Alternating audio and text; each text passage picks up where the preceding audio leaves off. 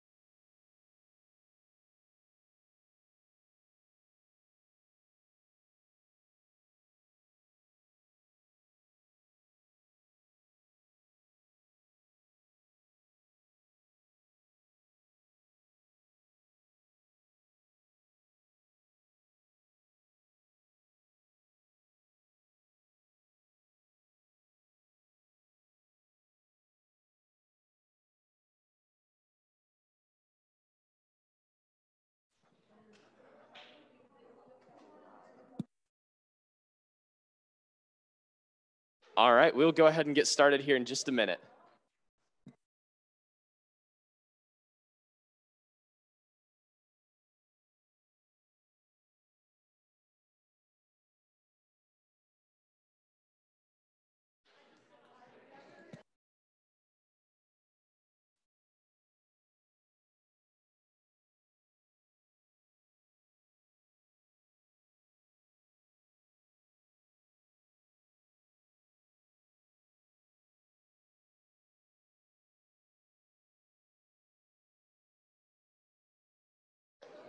All right, we'll go ahead and get started. I now call this meeting of the Kansas State University Student Governing Association Student Senate to order. We will go ahead and forgo the Pledge of Allegiance because there are no flags.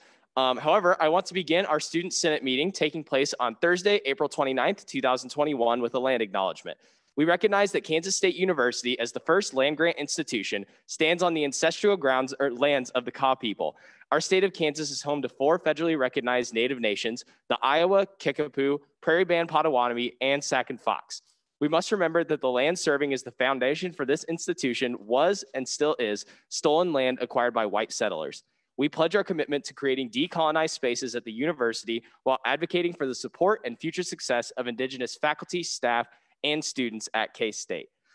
And with that, we will move into our first roll call with Speaker Pro Tem Saya. Alrighty, thank you so much, Blake. First, Bain. Bannister. Bellamy. Here. Binkley. Shoot, hold on, let me get the chat up. Okay, sorry about that. Blood. Here. Booze. Carr. Comas. Compton.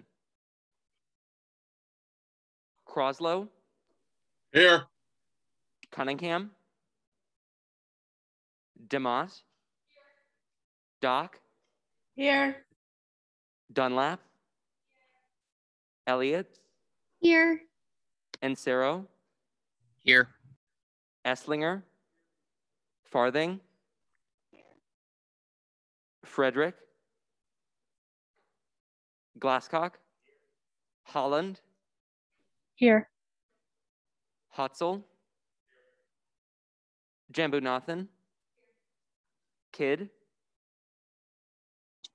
Here. Koch. Here. Kramer.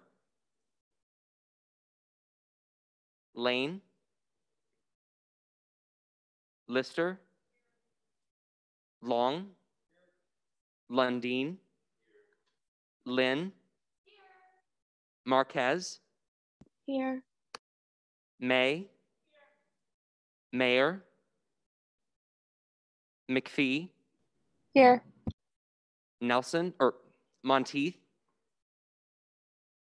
Nelson. Oding. Pineda Gomez. Here. Porter. Here. Prester. Ryman. Richenberg. Riffle. Rodriguez. Rook. Salmon. Scharnhorst. Shear. Splekel. Stout. Taha. Thomas. Vogelmore. Wallace. Here. Warren. And Willis. Is there anyone's name I did not call? Thank you. Kramer is here. All right, all good. How many senators do we have? 45. I missed some in the chat, so probably 40. Gotcha. All right. We will now move into first open period. First up for first open period, we have the Vice Provost for Graduate Education and Dean of the Graduate School, Dr. Claudia Petrescu. Good evening, everybody, and thank you very much for having me at your meeting tonight. I am always looking forward to interacting with students, to learning from you, and to sharing with you any information that you want about the graduate school. So I was asked to come tonight to tell you some facts about the graduate school, to tell you about my vision, as well as to engage in a conversation with you. So with that, I would ask Blake, if possible, to pull up the presentation that I've submitted this morning.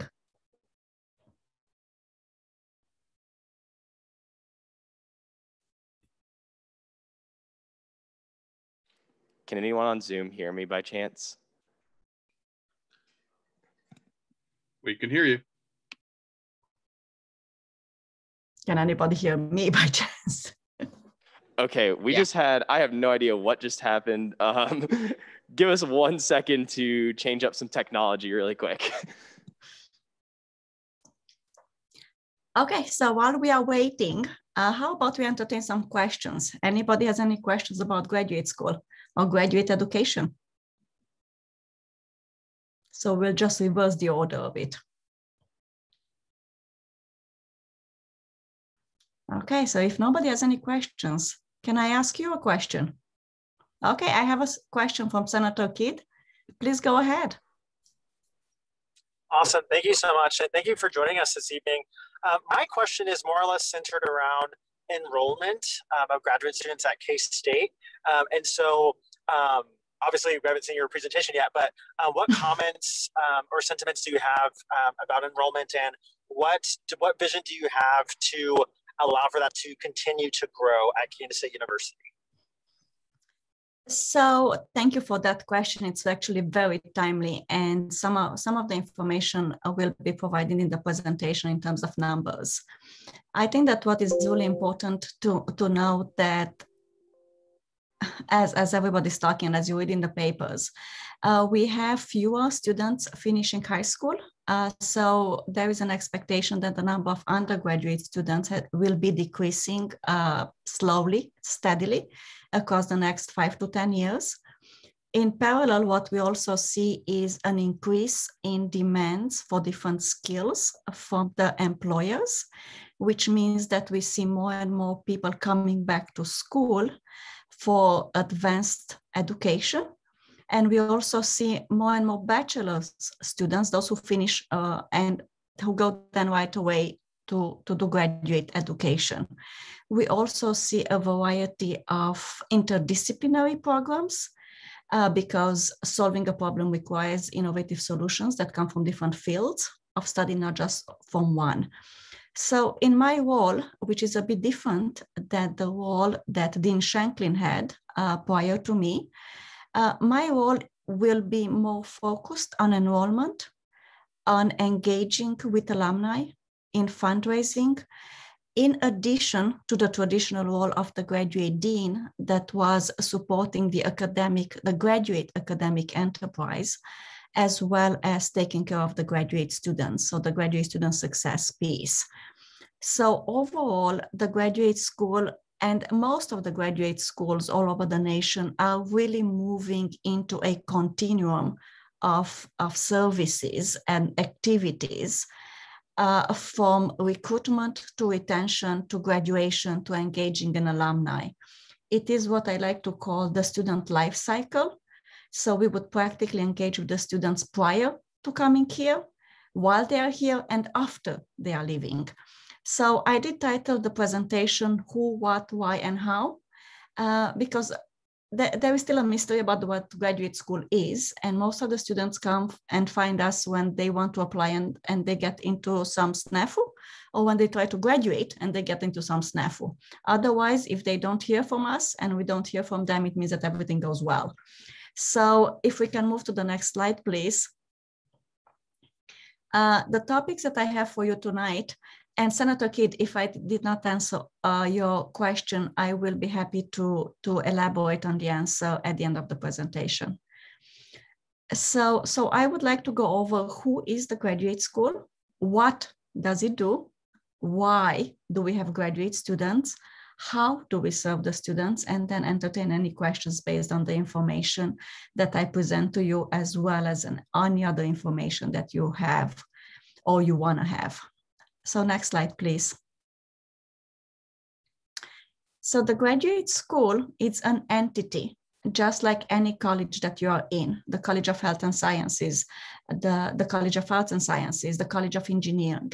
So it is a college, which is called graduate school, because the graduate faculty that we work with are housed in the academic fields, in the academic units. So besides the fact that I am not as involved in the tenure process for the graduate faculty, the graduate school has very similar function as all the other colleges, as well as all the other deans. So there are some nuances to it that are a bit different, but so is everybody's job. In terms of the overall mission, the graduate school is called upon to advance graduate education on campus, which has a lot of meanings that I just mentioned, starting with recruitment, retention, enrollment, graduation, connection with alumni, and student success. And it's very much focused on collaborating with all the academic units. It is also focused very intensely in making sure the graduate students are paid special attention to, and they have a great academic as well as a non-academic experience, and they are launched into very successful professions and careers.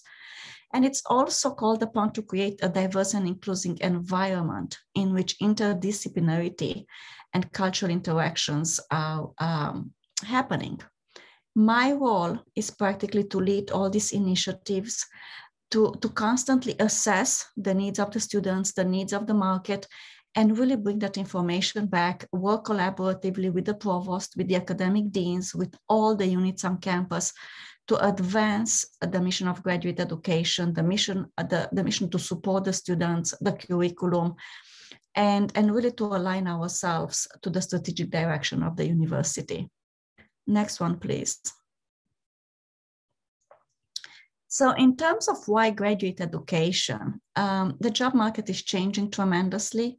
Technology is changing tremendously, and that leads to the changes in the job market, in the needs that the employers see as valued. So really graduate education is a pipeline. It's a source for highly qualified talent.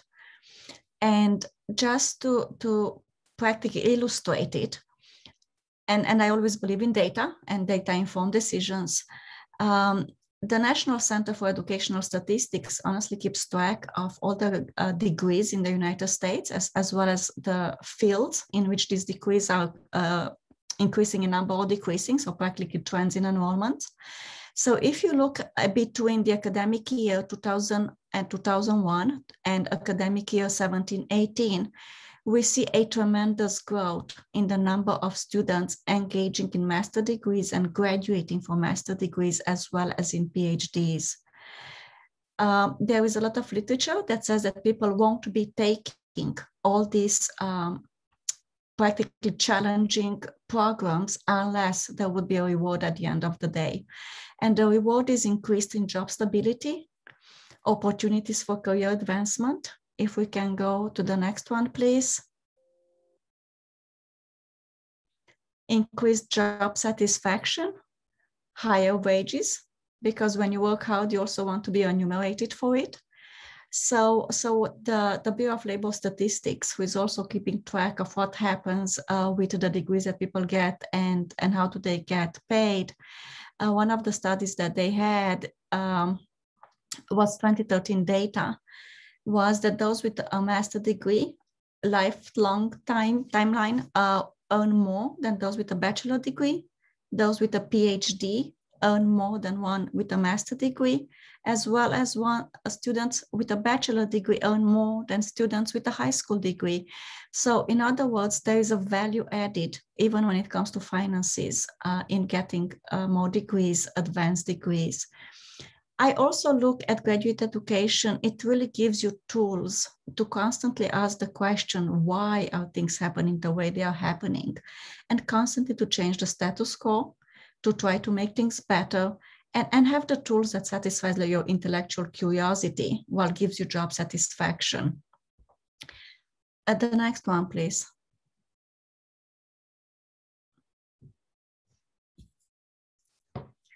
So when we look at Kansas State University, at our graduate student population, we see a steady increase in enrollments. And that is not consistent nationwide, which really speaks volumes about the quality of education that is given at Kansas State. What we see, which is more consistent with national trends, it's really the full-time versus part-time students.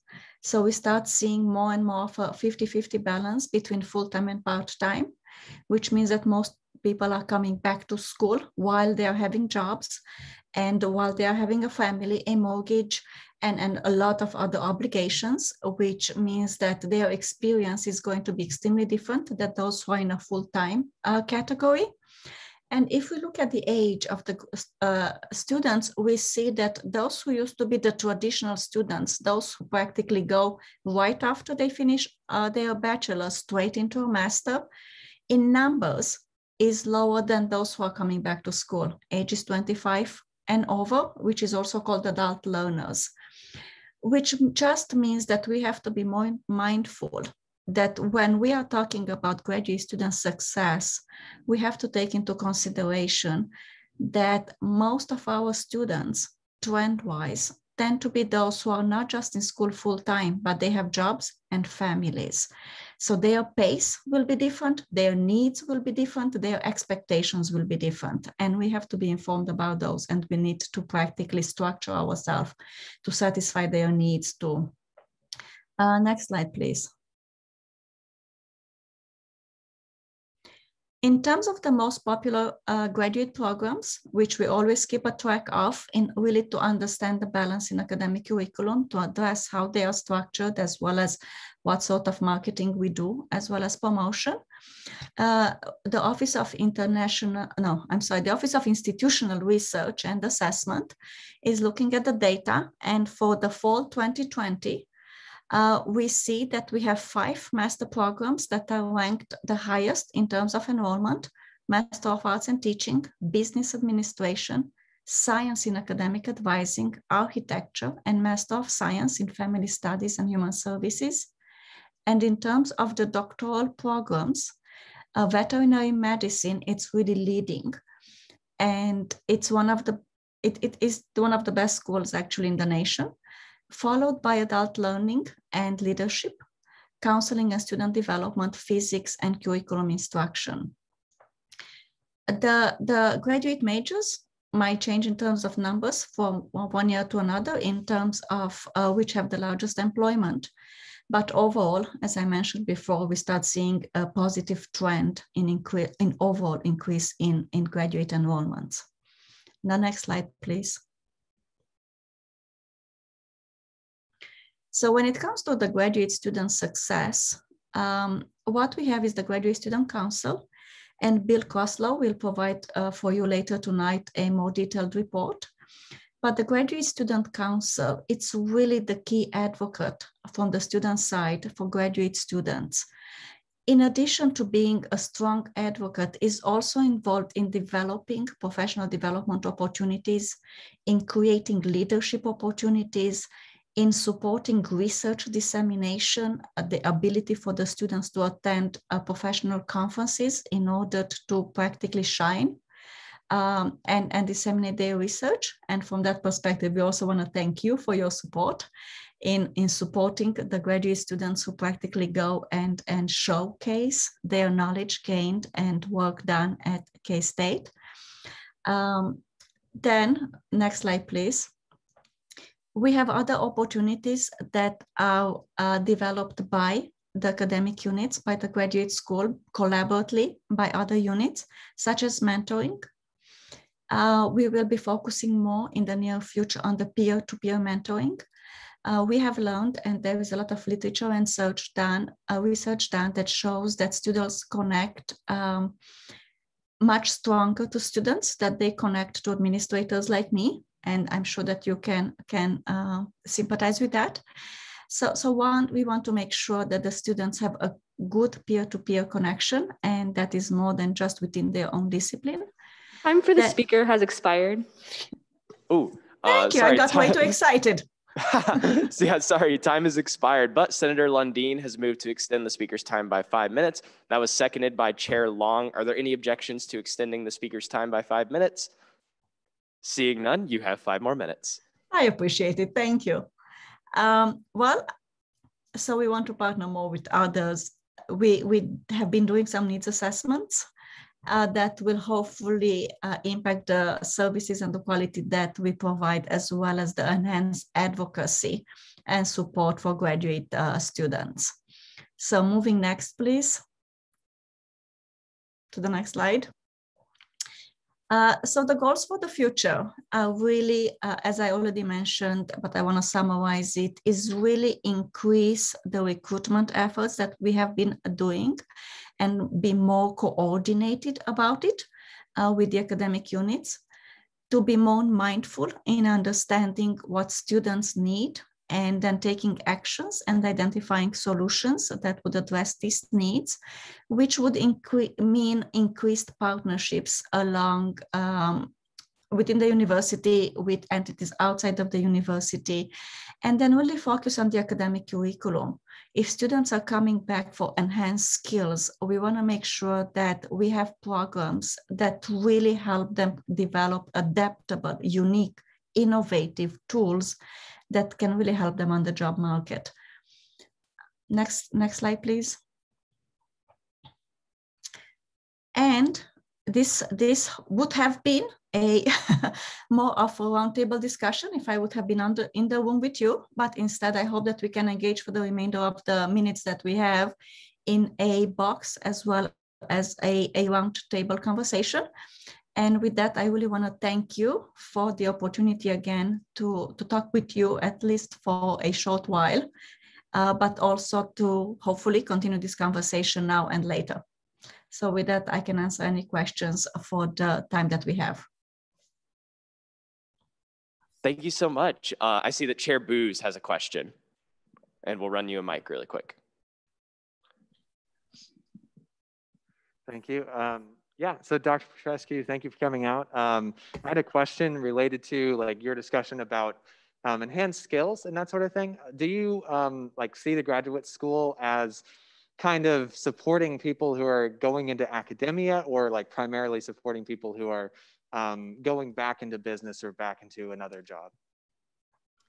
Senator, you have a very, very good question. So traditionally, PhD programs are especially trained students to go into academia.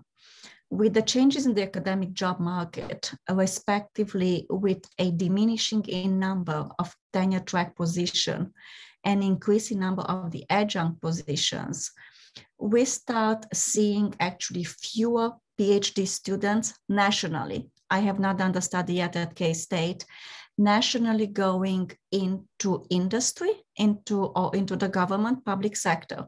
So at the last statistics that I read, which was approximately a research done a year or two ago, was over 40% of PhD students are going in non-academic jobs.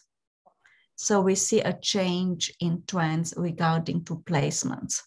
In terms of master students, as the PhD numbers showed at the beginning from the National Center for Educational Statistics, we start seeing more master students going into PhDs, but we also see a very healthy number going into jobs, industry, public sector, so a variety. Thanks. All right, our next question comes from Senator Rodriguez.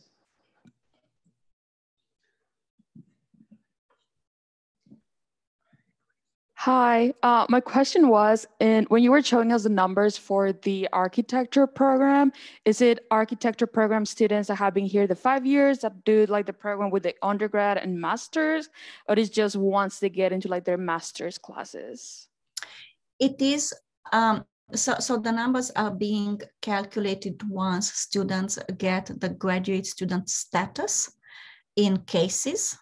So practically in the second that you're admitted to graduate education and you moved away from your undergraduate student status in cases, we start counting you as part of the master program.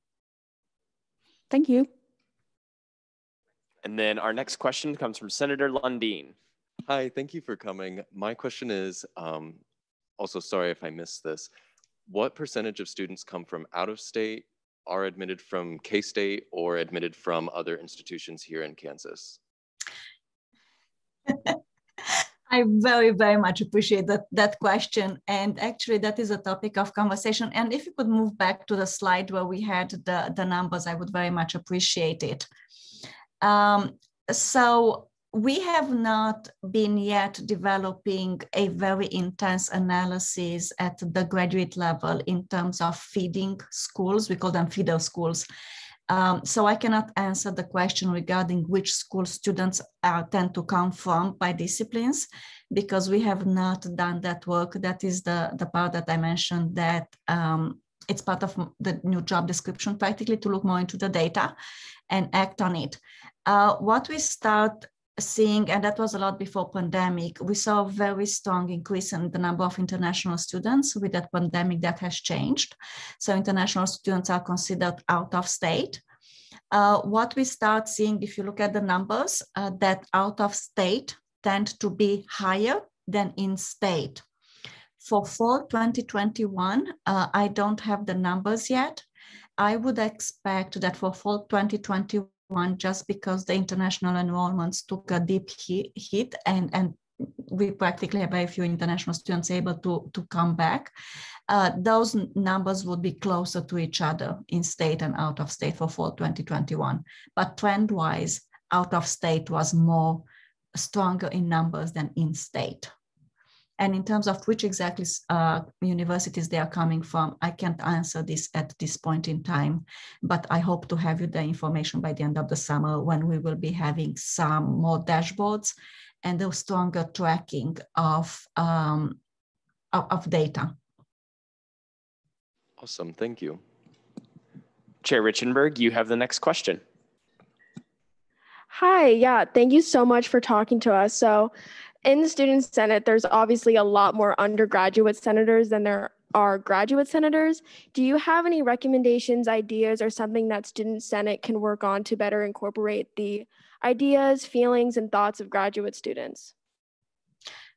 I would love to work more together with the Student Senate.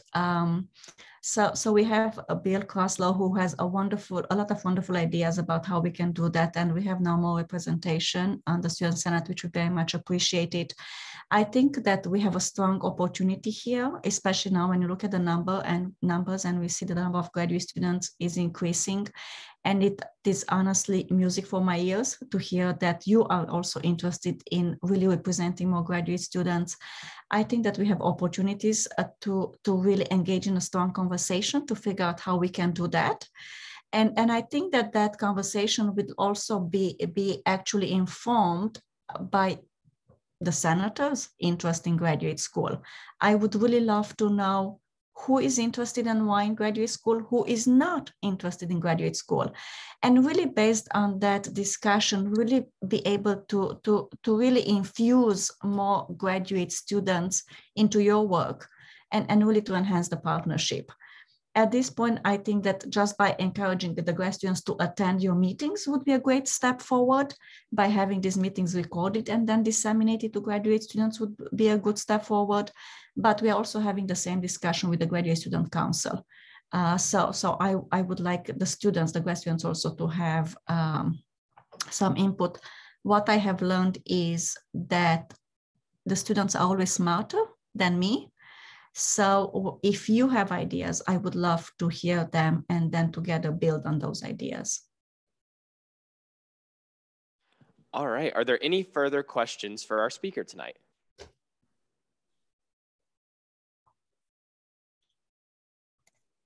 The first slide has my email address. I would love any questions from you, even if they're not grad school related. If they are related to anything that has to do with education or even that they are not related to education. I've been on campus since January 10. I'm still learning a lot. So anything that you want to share, anything that you want to ask me, I would very much appreciate to have that information. And anything that is of concern to you, I would really love to hear, because it would be one way for me to be able to better advocate and to work on behalf of the graduate students and on behalf of all the students. And with that, thank you so very much for having me here tonight. And I look forward to another opportunity to be meeting you, and hopefully that would be in a face-to-face format. Yes, thank you so much for coming. If we can get a round of applause. Thank you again, everybody. Enjoy the rest of your meeting. All right. And with that, do we have any further speakers for first open period tonight? Seeing none, We will now move into approval of the minutes. The minutes were distributed on Tuesday along with the agenda and legislation tracking. Is there a motion to approve, or are there any questions or corrections for the minutes? Seeing none, I see the motion to approve the minutes, and that has been seconded by Senator Glasscock. Are there any objections to approving the minutes? Seeing none, the minutes will stand approved. And then we'll move into announcements for the week. So first, tonight is our last Student Senate meeting for this school year. Thank you all so much for hitting the ground running so far and for all of your hard work. Over the summer, there are no duties for you, so feel free to take a break or work on any personal SGA projects you'd have. If you can't think of anything and you are looking for something to work on, definitely hit me up. I am sure that I'll be able to find something for you because I have a lot as well. The second thing, the SGA member of the week this week is Sarah Haggard. Last week, Sarah organized a Wildcat Walk to End Sexual Violence event that helped to raise awareness about university sexual violence prevention. Thank you so much for your continued work on this, as well as many other issues on campus, Sarah. Can we get a round of applause?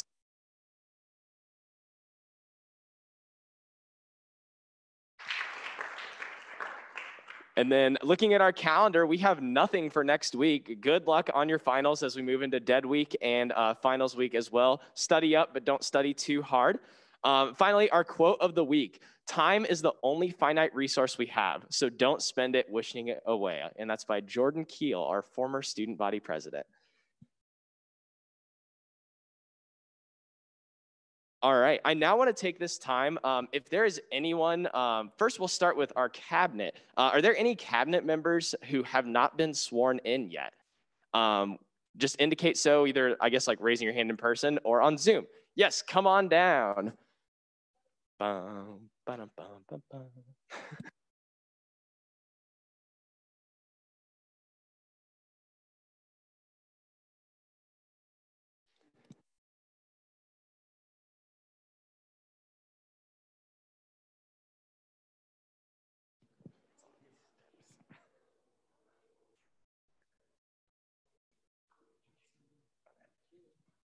All right. Okay, so we're going to have you raise your right hand and then say, I do, after I say everything on this card. I do solemnly swear that I will faithfully execute the office of cabinet member and will, to the best of my ability, preserve, protect, and defend the Constitution of the Kansas State University Student Governing Association. Awesome.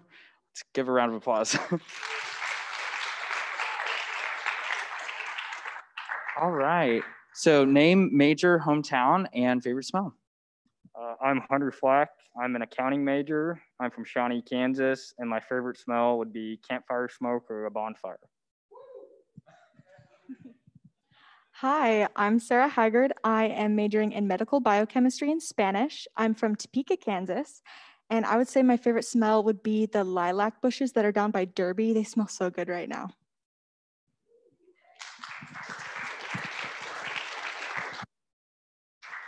I totally forgot also to say the director position. So Hunter is our athletics liaison. And as you know, Sarah will be serving the same role as sexual assault awareness and prevention director. Yes, awesome, awesome. You guys are free to head back to your seats. Thank you so much. Do we have any judicial members who are out in the crowd that need to get sworn in? Ooh, seeing none. Any student senators who are here who have not been sworn in yet? All right, we got one. Oh. Yes, we'll do that. Go ahead and come on down, and then we'll do cabinet after that one more time. Awesome, awesome. All right. And so then, if you'll go ahead and raise your right hand and say, I will at the end. I do solemnly swear that I will faithfully execute the office of student senator and will, to the best of my ability, preserve, protect, and defend the Constitution of the Kansas State University Student Governing Association. Awesome. Name, major, hometown, favorite smell. Thank you. Hi, my name's Tommy Compton. I'm a biomedical engineering major. I'm from Overland Park, Kansas, and my favorite smell would have to be Kansas City barbecue. All right, if we can get a round of applause. And then Michael, if you want to come back down really quick. Oh, Cameron, all right. And then John, if you want to go ahead and unmute your video on Zoom, we can get you sworn in. Hello, John. If you will unmute and just say "I do" at the end. I do solemnly swear that I will faithfully execute the office of cabinet member and will, to the best of my ability, preserve, protect, and defend the Constitution of the Kansas State University Student Governing Association. I do. Rock on. You want to say your name, major, hometown, favorite smell, and cabinet position? John Martin, Computer Systems Technology, Bennington, Kansas, grilling, and I don't know what the position is called. I'm the student body president at K-State Polytechnic here in Salina. Yeah. Rock on, John. Thank you. Awesome, awesome. All right. Is there anyone that we missed that still needs to get sworn in for this year before we head over to summer break? All righty. Seeing none, with that, we will go ahead and move into commendations. First up on the agenda, we have Resolution 21-2215, commendation to Charlie and Debbie Morrison. Is there a motion to consider Resolution 15? Moved by Chair May and seconded by Senator Kraslow. If the author will please come forward.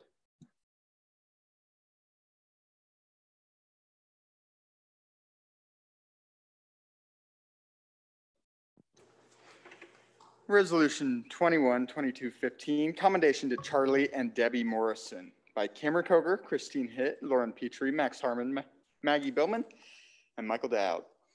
Whereas on Tuesday, April 21st, it was announced that Charlie and Debbie Morrison would be donating $10.2 million towards student well-being initiatives, whereas well-being of students is a top university priority as established by one of the Division of Student Life's key strategic goals being to champion students' holistic well-being, whereas well-being needs to be a priority as we navigate through the COVID-19 pandemic, whereas the onset of the COVID-19 pandemic brought challenging financial circumstances to the university, and whereas the gift received from Charlie and Debbie Morrison will help mitigate some of the financial difficulty.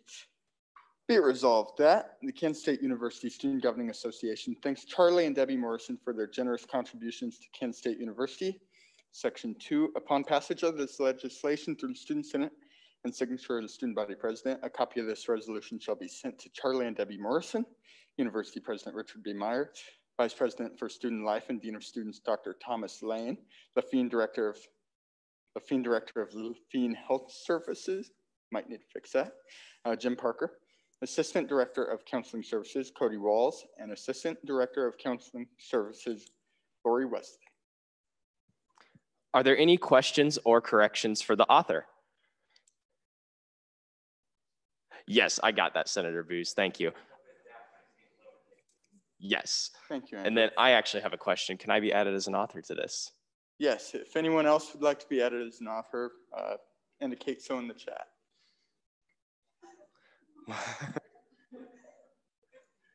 Thank you for the question, Senator Glasscock. What is his question? If you go to cdc.gov, there will be information regarding to that topic. Thank you, Mr. Glasscock. All right. Seeing no questions, is there a motion on Resolution 15? Moved to approve unanimously by Senator Lynn, and that is seconded by Senator Kraslow. Are there any objections to approving this resolution unanimously? And one more informal thing with this. Mr. Morrison is actually the CEO of Wingstop. And the slogan of Wingstop is where flavor gets its wings. So if we would all like to say Kansas State University, where flavor gets its wings, I think that would be a great informal addition. 1, 2, 3. Kansas State University, where flavor gets its wings. Thank you for that. And this resolution does pass unanimously.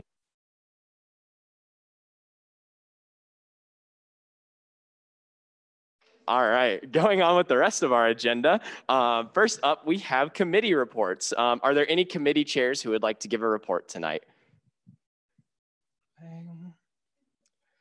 Seeing none, directors' reports will be up next on the list. Are there any directors tonight who would like to give a report? Senator Kraslow, you have a report. Please go ahead and call up that PDF I sent. Yes, we will get that pulled up. Yep.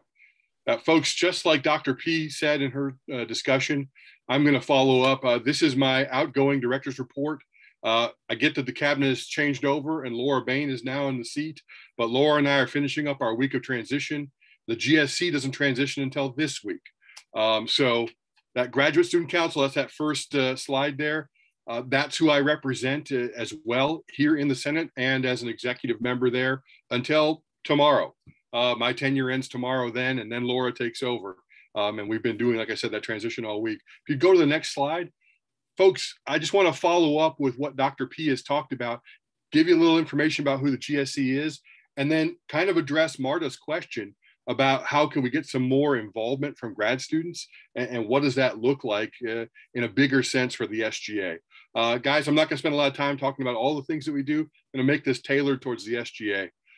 But really, the best way to understand the Grad Student Council is that we're a very robust college council. We represent all grad students, all students who are enrolled in the graduate program anywhere on Kansas State are members of the Grad Student Council. We hold elections to elect certain members as leaders. You can see there, that's a screenshot I took of one of our orientation videos. You can see our outgoing president, Hannah, our incoming president, Ping Ping, and a really old picture of some dude who looks a lot different now. But what we are charged with doing is supporting grad engagement, supporting the graduate school in the development of graduate students. And our mission is both social and professional. Social in that we foster those connections amongst the really diverse graduate community here on campus. As Dr. P talked about, we have, when it's not a pandemic, a large strata of international students who join us here in Manhattan, Kansas, to partake in the excellent education available from K-State. Some of those folks arrive on campus with very few friends and really don't know the lay of the land. The GSC helps that transition. That's one of our social aspects. On the professional side, we offer a program that fills in the gaps that aren't offered by the departments or any of the educational units. My favorite example of this is the GSC regularly hosts a dining etiquette training seminar. We hire a protocol expert to come in, and over a dinner, we actually fund a dinner. We teach grad students how to eat with the proper fork, not make a fool of themselves during a dining interview type situation, and how to indicate to the serving staff that they're still going to peck at their food, but for the moment, they're going to just go ahead and talk and try and land that job or try and make that connection to further their research. That's the kind of stuff that the GSC provides. But more importantly than that, we provide a co-curricular leadership opportunity, very similar to what a lot of folks get here in SGA, for grad students who are looking to have something that goes on their CV, their academic resume, or their actual resume that talks to something beyond their educational program. Everyone who's a grad student is highly motivated, very typically, and everyone usually does very well. They've selected a program with care, and they pick that program because they know they can succeed in it. So people who love math become graduate students in mathematics. Folks who don't like math go to another program. So everyone does well academically. What sets people apart are those co-curricular leadership opportunities, joining the GSC exec team or being an SGA. I think the GSC does a good job of advertising our internal opportunities. Where I think I need help is in coordinating with the SGA, and I'll get to that as we go through the slides. The next one, please. Some of our typical efforts, I've already talked about this, that professional development. In the time of COVID, we've skewed our focus to getting employed during the time of a pandemic. But the number one thing that most people associate with the GSC is our program for funding graduate student participation in conferences. We typically call it the Travel Award because most of the time it involves travel. But during the time of COVID, when most of these conferences went virtual, these funds were used to support graduate students who still had to pay the registration fees. Some of you have seen me in the privilege fee committee. I'm pretty sure Madison's tired of seeing Billy Croslow come and talk about this, because when hard decisions had to be made and cuts were being distributed, I forcefully advocated for a lower cut to slow the problems that we might have by having less money for this fund. Graduate students who were my colleagues still had to present and still had to make network connections in a virtual environment. And they still had to pay those registration fees. So one of our pieces of our strategy was to make sure that SGA, didn't cut us as much. The other part of our strategy, which proved wildly successful, is that through the efforts of folks like Dr. P, Dean Shanklin before her, and grad student leaders like me, we were able to convince the professional organizations to not charge graduate students to attend virtual conferences. And we were successful far beyond whatever I had hoped for. Many virtual conferences waived all of their fees for graduate students. And so what we've seen is we actually have a little bit of a surplus, which will be returning to SGA for use in their reserves. And I'll get back to that a little bit more here. If you'd please go to the next slide. Trying to get through this, this 1-2 punch of the graduate school. Yeah, before I do that, time has expired. Oh, sure. Time for the speaker has expired. Is there a motion to extend the speaker's time? Senator Lynn has moved to extend by 5 minutes, and that is seconded by Senator Lundeen. Are there any objections to extending the speaker's time by 5 minutes? Seeing none, Billy, you have 5 more minutes. Perfect. Thanks. I'll really try and make this a little shorter. I know you guys are probably tired of hearing about grad school, but I wanted to piggyback this with Dr. P's presentation. The GSC is also the representative body for the voice of graduate students in a lot of K-State's shared government roles. A lot of the things typically associated with SGA, folks ask the GSC to provide reps for, and we do that. We were responsive to our constituents. We have a monthly meeting that we talk about things related to graduate students as a whole. And, I'm there the first Monday of every month. Every one of those meetings, if somebody's like, hey, you're one of my student senators, I want you to talk about this. And I try that. I don't know if Jackie's still on the call, but her asking me to look into global campus representation was one of the reasons why I took that up. So the GSC does that. We are the advocates at the exec level and amongst the other leadership positions that we have for graduate students. And we have a handbook that does that. Yeah, I see Jackie still on the call. Her asking me, hey, Billy, what can global campus folks get? I'm a grad student and a global campus student. Where's my voice heard? And I had to tell her at the time, it was just through me. Now she's in the cabinet and she offers a voice for global campus students who, tend to be grad students. So that's kind of the advocacy that we engage in. Next slide, please. Again, I'm trying to expedite this as you move through. There's some of the profiles of our leaders. We build leadership handbooks at the end of May. You can see some of my colleagues there. Raymond, who works out of AgEc. He's the vice president of a national organization that's goal is to get more minorities in agricultural economics or agronomy. You can see Nirupama. I know some people in that room are familiar with her and what she does on our team is she works in the student affairs. She's one of the co-chairs of that committee that rounds up a lot of these advocates and does other social programs throughout the GSC. You can see some of our things there as far as Clifton Strength goes. We approach this as grad students. We use data to drive our decisions. So we try and put leaders in the right places and have them work with other folks. Next slide, please. But there are some problems. The robust nature of GSC leads to some confusion. And sometimes it's for grad students. And Marta, this kind of gets to what I think you were asking about, is how can SGA work with more grad students? One of the things I've done for the last couple of years is to convince grad students at orientation or at GSC meetings or wherever I see them, that the GSC is only one part of the way to serve and that SGA is the other part of the way. And what we are looking to do is change the way people approach us. On the administrative side, this is what I typically hear. I hear questions posed to me as a GSC exec. What's going on with graduate students? How are GTAs feeling? How are international graduate students faring with policy changes, at the national level? And then they often follow up with say, I know how undergraduates feel because I talk to their SGA reps.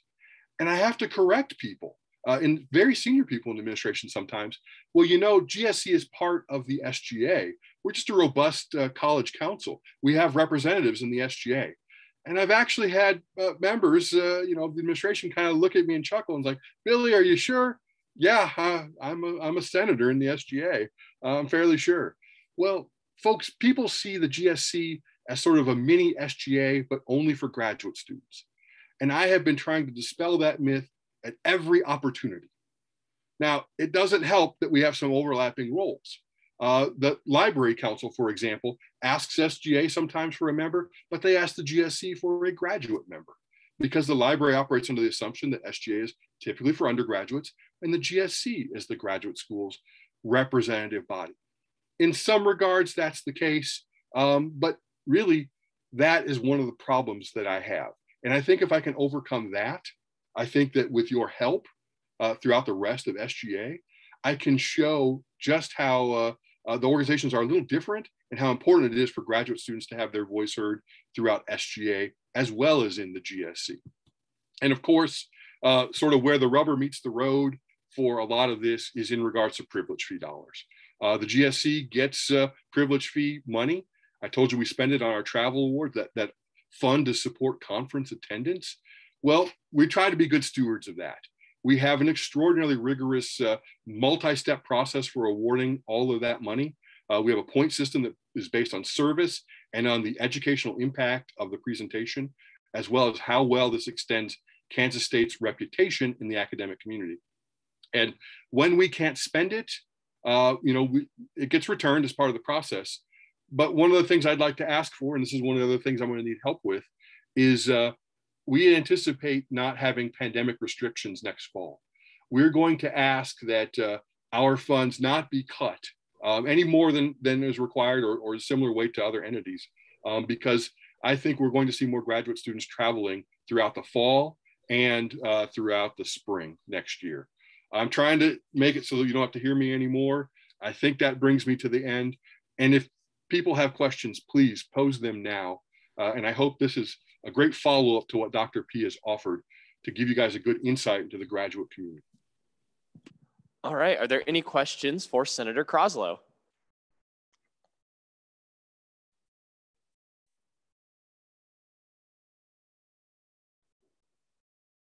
Seeing none, thank you so much for the report, Billy.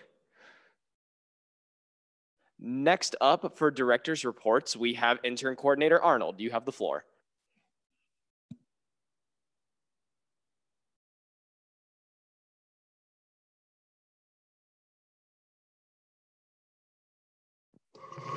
Ah, crap. All right. Hey, guys, just letting you all know, we're starting to prep for recruiting for interns this summer. So a couple requests. One, if you're living in Manhattan this summer, can you please text Ashley or I?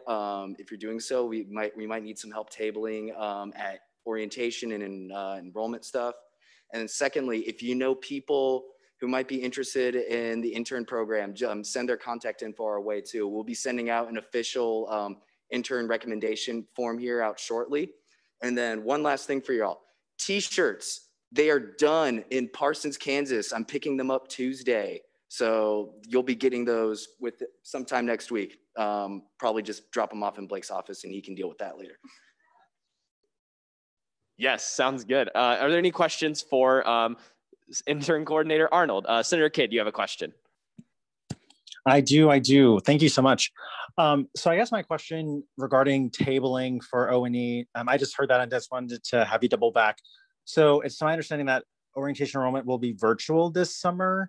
And so I'm just trying to learn more about what plans you guys have to have people help out with that, with them physically being in Manhattan versus if they're not, So we're actually working with Office of Admissions and a couple other and like we've been emailing out deans and admissions. I think I said that one twice.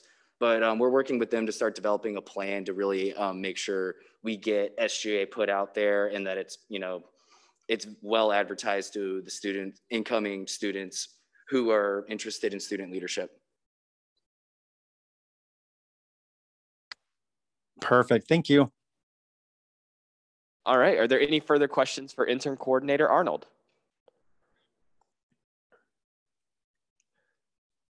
Seeing none, thank you so much for the report.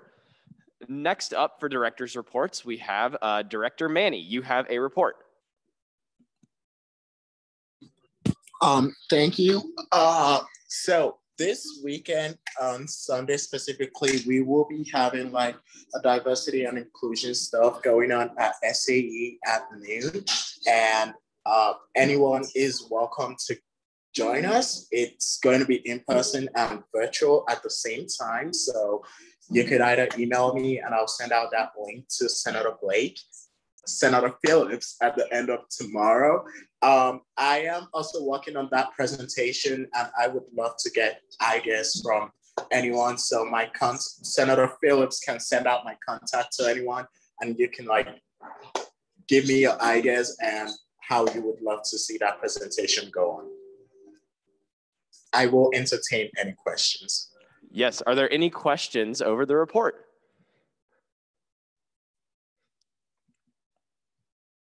Seeing none, thank you so much for the report, Manny. All right, are there any further directors who have a report tonight?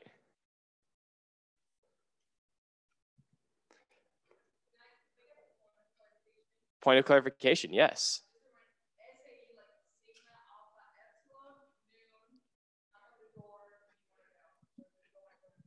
Yes, that event is at Sigma Alpha Epsilon, right across from the engineering building. Knock on the door at noon, and you will be there for the event. Was that clarification made? All right, so I have a report. If we want to go ahead and pull up the committee reveal. President Dowd, you have a report.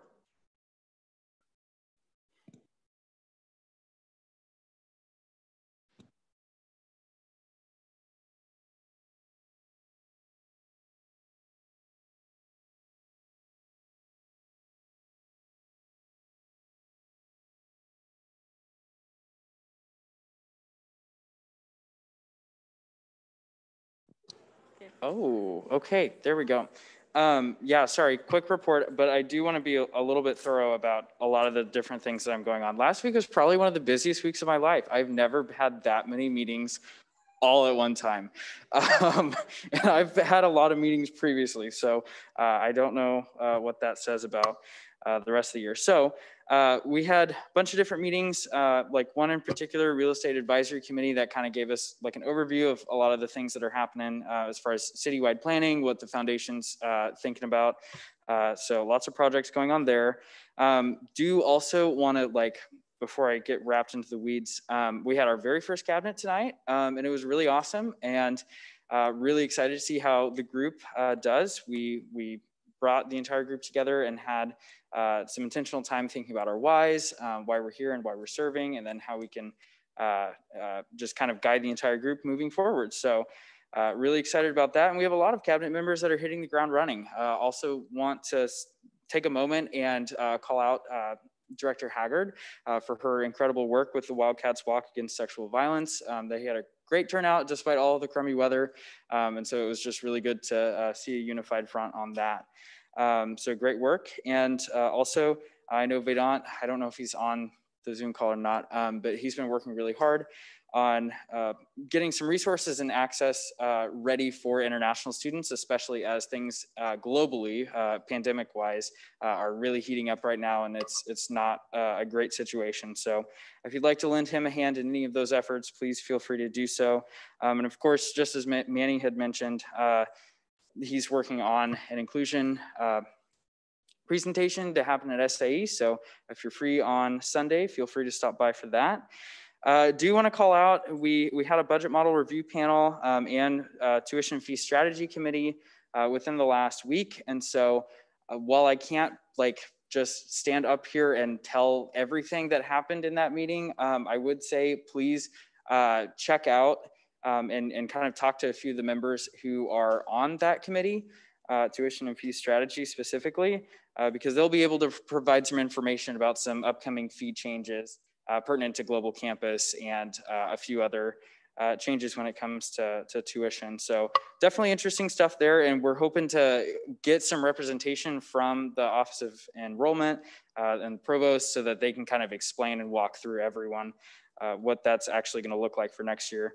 And lastly, just I have a lot of COVID updates. Our COVID meetings have gotten substantially longer. And yeah, as you might have seen in the news, Riley County Commission rescinded the mask mandate. So that's gonna look a little bit different as we continue to move forward. Typically, there's a unified front between the commission and all the other entities, including campus. So I think things are gonna be changing in that regard. And yeah, you might have also seen in the K-State Today, travel ban has been lifted, but obviously that doesn't mean a whole lot when you can't really travel anywhere right now. So the other thing is I guess President's Cabinet, kind of everyone in that area is working on a reporting system. So they're trying to pull data to see how many students have actually been vaccinated. And then from there, that will, kind of dictate some steps moving forward for how we approach vaccinations this fall. So yeah, might be on the lookout for something that might pop up in Lafayette. And so we might be calling on a lot of students to fill out and report if they've been vaccinated or not. So the other final piece, and please don't hate the messenger on this one. This was in President's Cabinet. We had parking services present just everything about the 10% increase for all parking passes for the fall.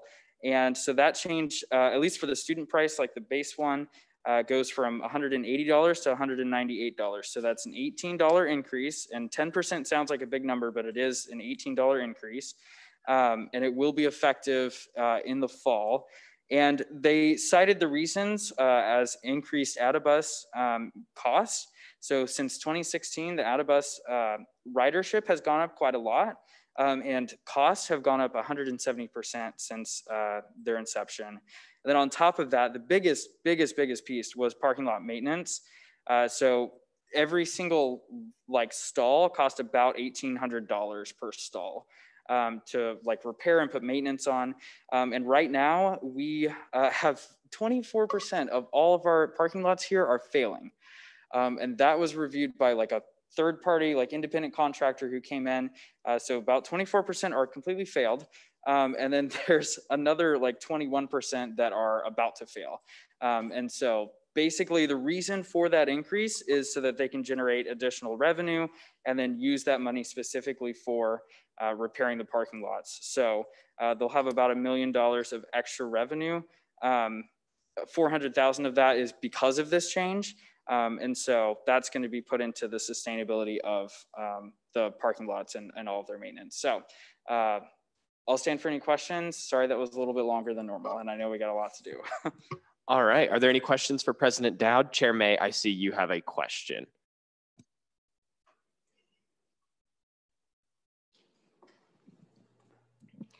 How do you see the parking stamp thing that you have to purchase? How do you see that continuing in the future? Do you see the prices continuing going up? Do you see it staying the same at $198, or do you see it going down after the parking stalls get fixed? Yeah, so that's a great question, and one that a few members of President Meyer's cabinet brought up. So the reason why they chose 10%, and 10% seems like a steep number, was because they didn't want to do a 2% and then another 2% and then another 2%. They would rather just bump it up and keep it that way. I have no idea if that's going to go down. My assumption is anytime a fee gets raised, it's probably going to stay at that level. But the intention was so that they could get it to 10 and then not have to increase it in years following. And also, they haven't had an increase in parking services fees, I don't believe, since either 2014 or 2016, sometime around there. So another thing is we don't have another parking garage on this campus because that's what keeps our parking services fees so low. If we had another parking garage, our fees would be substantially higher. And also if we had a larger shuttle service, we would see a huge increase to fees. So. All right, Senator Blood, you have the next question. Hi, Michael. Did they mention anything about a license plate registration system? And if so, what effect is that going to have on students and parking? I didn't hear anything about that. But I can I can ask when that group is back.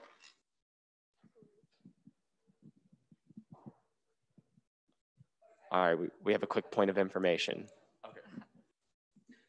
So they already have like a registration system. Like that's how they know that your parking pass is actually your car. Like if my roommate used mine, they would get a ticket because it's just not their. When you buy your passes, you can put up to 2 cars in your pass. So they're assuming that you may own 2 cars that you can put on your passes, but they do have your plate number because they know everything about you. Parking services was also down. I think they only sold about 10% of their normal revenue this past year because nobody bought parking passes. And then Senator Blood, your follow-up is granted. Yeah, I guess more of just a statement going on there. The reason of the question was in the town hall for parking. The license plate recognition system is more of a like a camera system on the police cars that would view the cameras. And so it would recognize view the license plates. It would recognize them. And that was probably about half of the town hall was talking about this. So I didn't know if that had been already brought up to cabinet or not yet.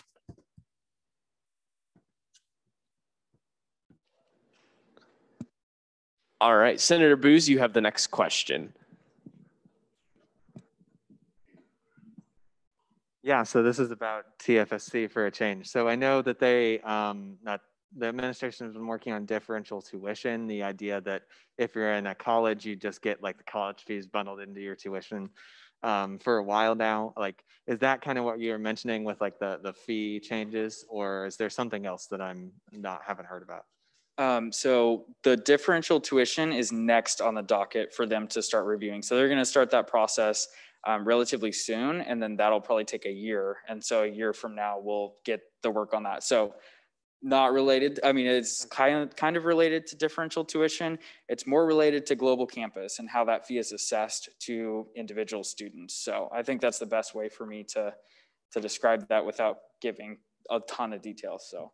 Yeah, it's kind of a step that makes differential tuition more possible, if that makes sense. Well, I'd love the detail, but you don't need to give it now. I'll talk to you or Blake or something afterwards. Yeah, I was also at that meeting. So if you have any questions about that specifically, feel free to ask myself, ask President Dowd, anyone else. But also, Max was in the committee. Yes, that's right. Max. I don't know who else. Oh, Cameron, Maggie, that whole crew, Lane. So. And then Senator Scharnhorst, you have the next question. Hi, new Senator Gus here. I had a question about, you mentioned that some of the parking fee for the pass goes to the ATA buses. And first of all, I wanted to confirm that that's correct. And then second, can you speak to why that might not be taken out of some other fund like the PRIV fee or something else? Because it seems a little bit of a, it seems a bit strange that people paying for parking, all those funds don't just go toward funding parking. Time has expired for questioning. All right, Chair May has moved to extend that by 5 minutes, and that's been seconded by Chair Salmon. Are there any objections to 5 more minutes of questions?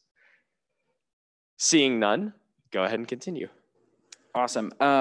Yeah, so I know that privilege fees specifically funded Safe Ride. And so that was about an $80,000 initiative that got changed over to Lyft. So ATA was no longer provided there. The thing with, yeah, just because ATA Bus is like such a large cost driver, it's all handled under parking services. So, yep. Thank you. All right. Are there any further questions for President Dowd? Senator Booz, you have another question. Yeah, I guess I do have a question about the ATA buses since we're talking about that. So you mentioned that the cost for those had increased by over 100% since 2016, I believe. Like, what were the cost drivers of that? Like, was it expansion of routes or like old buses, or because that just seems like a lot of money if they're driving the same routes with the same buses. Yeah, yeah, it is a lot of money, especially considering, yeah, how much that program grew. So part of it was just increased ridership. They had two initiatives, and I don't remember the names off the top of my head, that basically included more city-wide routes, and then on top of that, included more touch points for like ridership in the university. So I don't know specifics on all of that, but yeah, I think just like the fact of them increasing all of those routes really added up over the years, and they also saw that like people who are riding the AdaBuses also like need to go places that like to grocery shop and to do other things. And so I think adding on to that made it a little bit more costly. So, yeah. All right, are there any further questions for President Dowd? Seeing none, thank you so much. Are there any further director's reports before we do our committee reveals for tonight?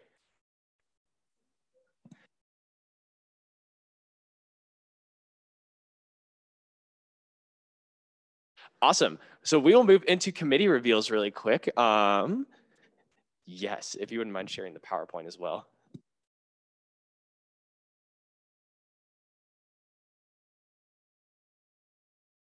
Okay, so just for a little bit of context, as many of you know, over the weekend, we went ahead and assigned committees. And so today you will all get to find out what committee you will be on for the coming year. And so we will do that. This is gonna be really fun / cool. Haha, oh no, we gotta hide that. Time out.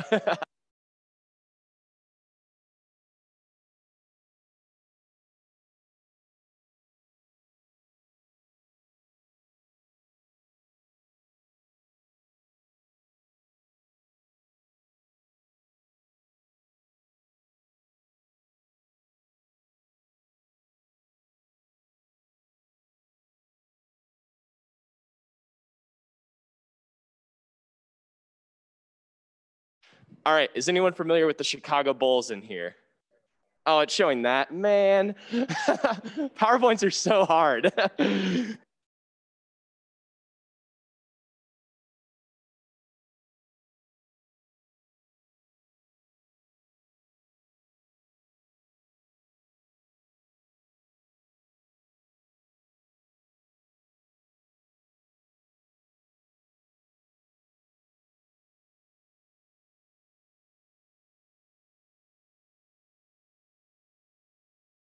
Okay, is it showing up on Zoom now? Yes, okay, cool. And then Ariana, you wanna hit my music? Oh man, we have an ad first. Dang.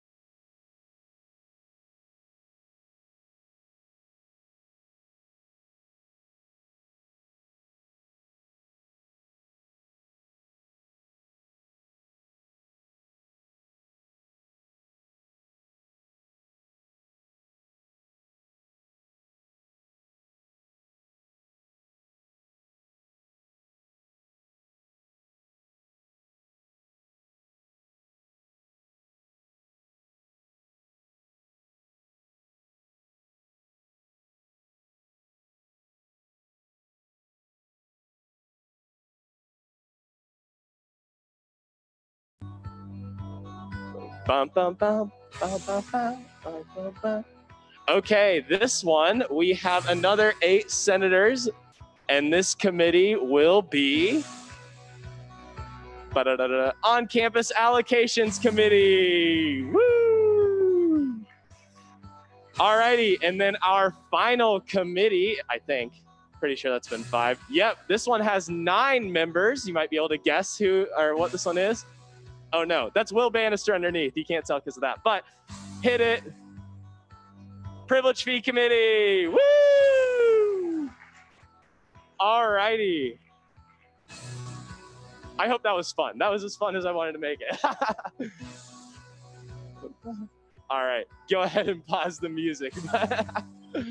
Awesome, yes, so those will be our committees for the year. So yes, your chairs will be reaching out to you soon with a welcome and more information, so be on the lookout for that. Those committees will be getting started here in the fall, and so you have that to look forward to once we return to school after a nice break. Awesome, awesome. I don't think, are there any questions? That was awesome little song and dance, but oh, Senator Blood, you had a question of privilege earlier. Is that still on the floor?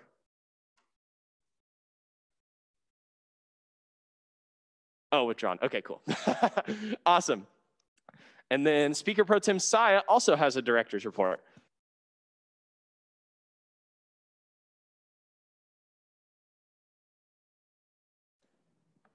Alrighty, thank you everybody. So I have 2 parts to my report tonight. First, I want to give everyone updates about Resolution 14, which I introduced last week, about Title IX and student organizations and our policy.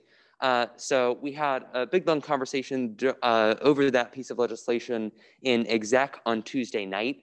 And we ultimately decided that it was in our best interest in what Sarah and I are trying to do in terms of impact to hold that legislation in committee, which for us means holding it all the way over the summer. And then that legislation should be introduced back to this body when we all get back in August or early September. That said, I did make 2 important changes that I wanted to update you on now that I think have a pretty substantial impact. The first is about how we determined usage of university resources in exchange for control or obligation or what have you. The earlier resolution had mentioned that any organization that wants funding, facilities, trademarks, whatever, has to follow university rules. But we decided to strike funding and facilities from that clause because every student pays the privilege fee and therefore they shouldn't have any risk of that being taken away as long as they're complying with the basic requirements of being an ISO. We're exploring new ways to build that clause in terms of advertisements and trademarks, but in general, we did strike funding and facilities. And then the second, probably more substantive change was to the oversight and engagement clause that really kind of mentioned more widespread university control. Of course, what brought Sarah and I to the resolution in the first place is better Title IX protections. So we clarified that clause to specifically only allow university jurisdiction over Title IX cases as opposed to individual student organizations enforcing them on their own. So that hopefully allows our scope to get a little bit more specific and can give us the result that we want without causing a whole lot of collateral damage. But anyway, you will hear from me again back in August or September. Hopefully over that time, Sarah and I are able to do a lot more outreach to Greek life organizations in particular, since they're really the ones being the most impacted by this legislation. But look forward to hearing more about this sometime in the future. Okay, now we get to the fun part of the evening, which is electing caucus leaders. So, of course, I kind of went over what I would like the caucus leaders to look like over the course of this term last week. But now I just want to talk about how we're going to use the next 30 minutes or so to elect everyone. So if we can go to the next slide. Okay, so there's a bunch of people that are on Zoom and a bunch of people that are here in person. You're going to group up with your caucus Blake is setting up breakout rooms right now. So everybody, even though you're here in person, you should go to the specific breakout room for your caucus so that you're all connected on Zoom. Then you will go to a specific place somewhere in the business building. Obviously, if you're online, you can stay where you are. But I will show a map in a second of where I think it's best for all of the caucuses to go. But anyway, once you found your space and once you found your group, then this is really your chance to host these elections as your group of people feels the most comfortable. This is traditionally a very informal process, so you can like hold speeches and questions in a really registered format, but it's also okay just to have like a very casual conversation about who is interested in the position and what skills you have. It's absolutely up to you as to what you think is best to pick your caucus leader.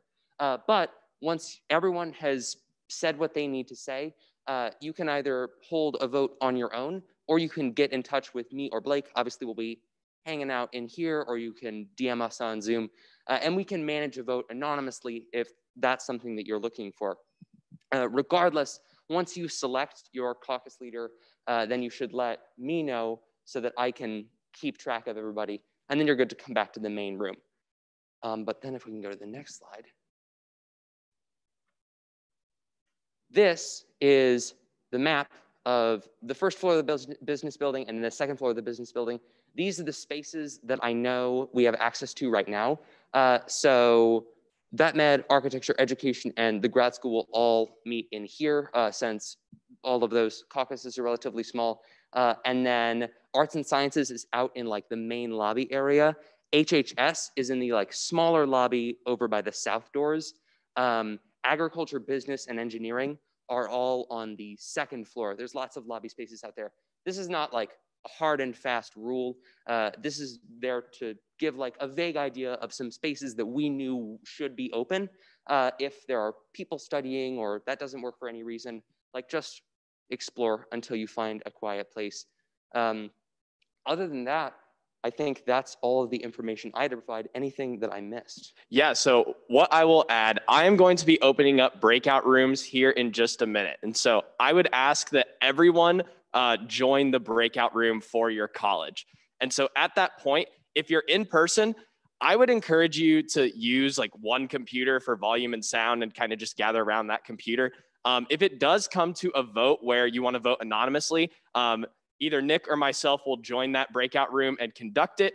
Just like text us, email us, let us know, and we'll join that. And then I would have you vote from your own computer. So make sure that you are able to use your own computer. But like as far as communicating from in-person to Zoom, just, yeah, use like one computer or two, whatever you want to designate. Chief of Staff Billman, I see that you had a question. Yes, you are more than welcome to just chill in here if you're not a part of the caucus leader process, but all senators will be a part of that process. Are there any, yes, Chair May, you have a question. Yes, Nick, do you want to clarify the duties of caucus leader? Yes, absolutely. So the function of the caucus leader is to do sort of two things. Number one is to kind of like unify all of the people in their college, definitely work with them, keep in touch with them, and definitely build a welcome environment as we move into next year with interns and potentially new senators. But also their responsibility is to do outreach to colleges. That part of that means on the like issue-centered professional level, reaching out to the student councils, trying to focus on issues that are especially relevant to that college. But it is my intention this year to focus a little bit more on engagement with the student body, planning more casual and interesting events that might bring more people into SGA. Okay, are there any more questions about this process? Again, whenever you determine by whatever means you decide to who your caucus leader is, DM Nick and let him know. And then if you need us to hold an election, DM, text, contact us in some way and let us know for that as well. All right, if there are no other, yes, Communications Director Grolmes, you have a quick comment. Okay.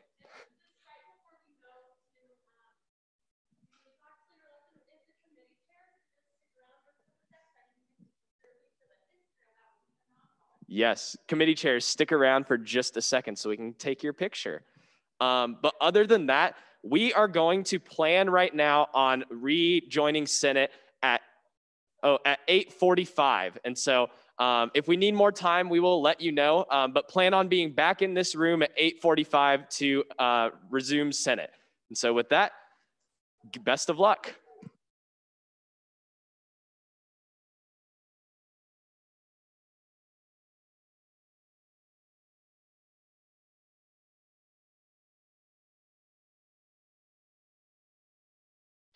All right, breakout rooms are open. Everyone make sure to join.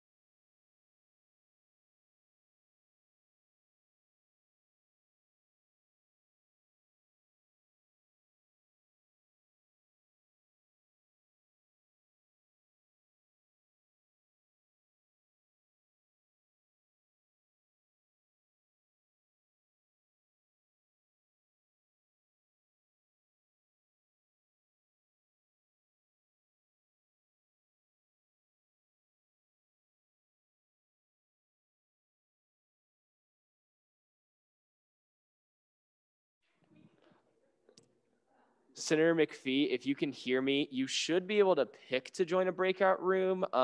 If you go to the bottom of the screen. Yeah, if you all go to the bottom of the screen and click like breakout room, you should have the option to pick one. But I can also assign you really quick. I have like no button that says, oh, wow. Okay, never mind. Let's see.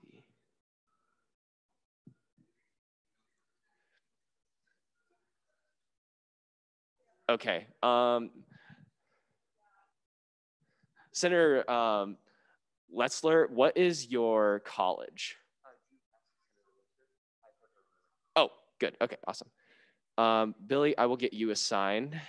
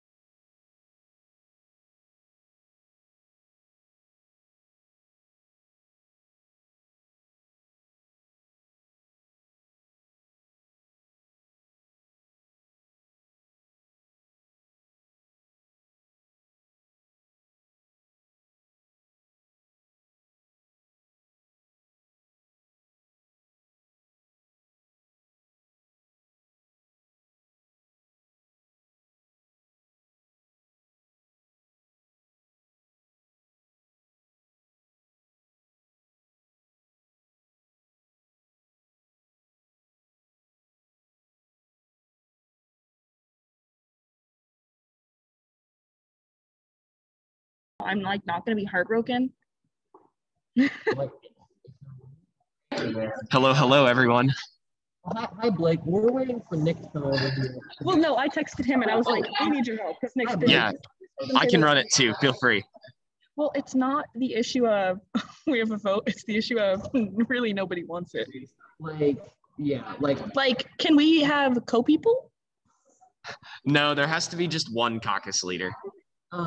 Second question. If like one person commits to it right now, and then people like Grace Ryman is probably gonna be replaced because she's not showing up. If like other people join and they're interested, can the power be transferred? I don't know, honestly. That's a good question. I know we just added one for Lauren. We just added Lauren Lane, and we haven't like talked to her at all yet. And Grace is gonna get replaced. Like it's almost 100% Grace is gonna get replaced because she hasn't joined at all. We haven't seen Michael, so there's like 3 people who are missing. We talked to Yeah, you were here though. I don't think I was.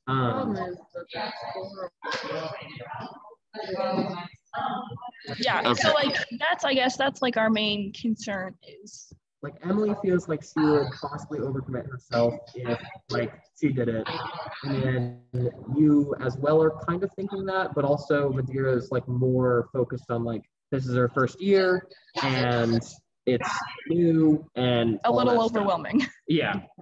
So Gotcha. Okay. Here is what we will do. Do you all have a group me by chance, like with everyone in your caucus? we have a group chat. Are you sure? Well, you might not have been added yet. Yeah. Here's what I'll have you all do. We won't pick right now, but in your group chat, basically have this process happen. It doesn't have to be like tonight, but just let us know who that ends up being. Yeah, we'll go with that for now. Sounds good. Thank you, Blake. Thanks. Yep, no problem. Thank you. Go ahead and join the main session as well. We'll be getting started soon.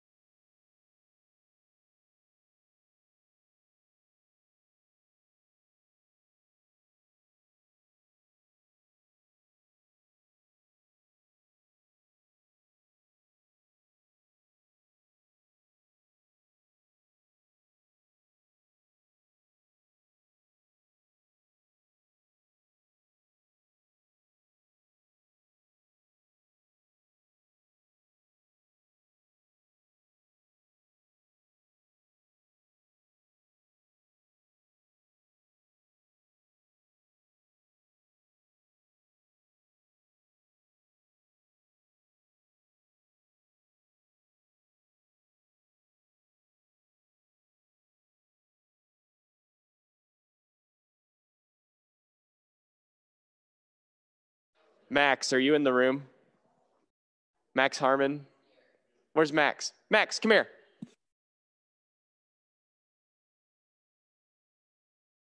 Are there any other non-Senator Arts and Sciences members in the room? Non-Senator Arts and Sciences.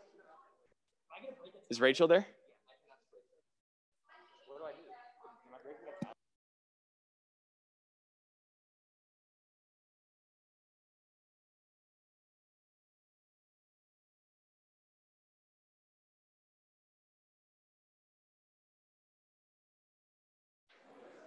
Okay, we have one election finishing up. Can everyone over Zoom who's in the main session still hear me? If you wouldn't mind just typing in the chat.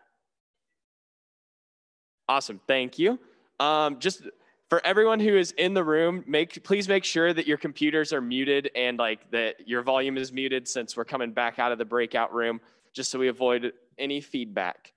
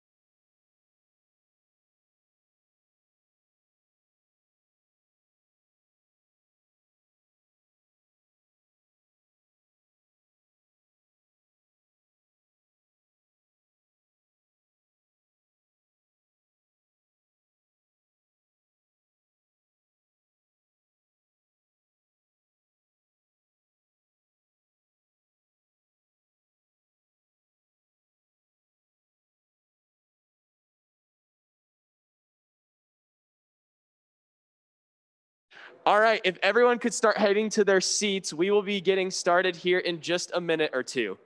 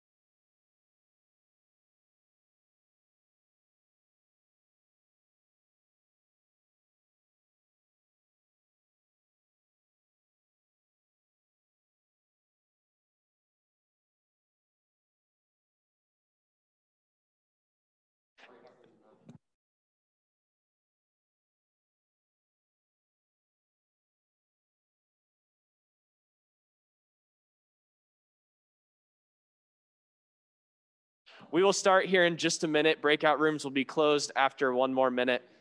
And so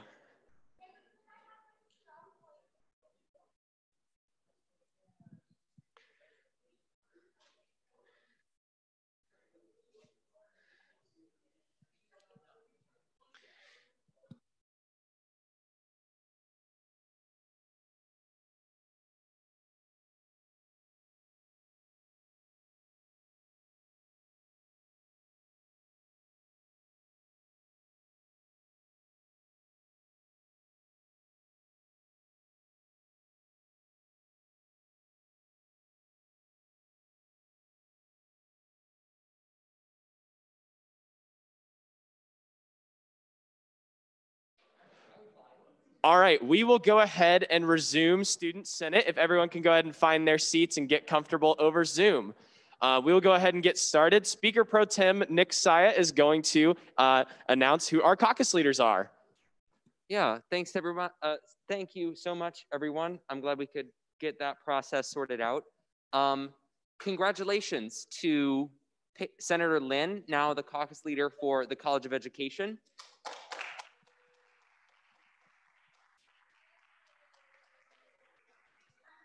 Really quick, can we do one round of applause at the end just to expedite the process? Not that I don't love any of you any less, but.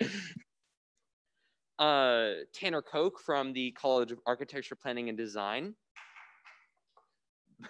Braden Taha from the College of Engineering. Christina Marquez from the College of Veterinary Medicine. Parker Volgamore from the College of Agriculture. Marcus Kidd from the Graduate School. Megan Spleakle from the College of Business. Kate Thomas from the College of Arts and Sciences. And no one at all from the College of Health and Human Sciences. Yes, HHS will be determined soon. All right, so with that, we will go ahead and move on with the rest of our agenda into final action. And so first up, we have Bill 2122-01. Will the author please come forward?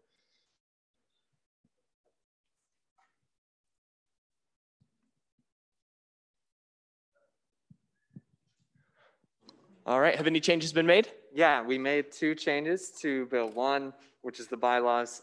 First, in the definitions section, we got rid of the definition for the strong community.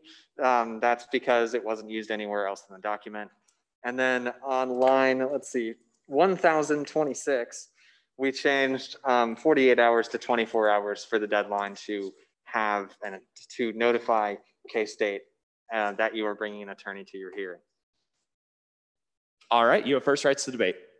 Yeah, so this is really part one of two of some major changes that we needed to make to the KSU SGA judicial branch documents. And I think it's important to pass these to continue the work that we started to do with our revision to the Code of Conduct.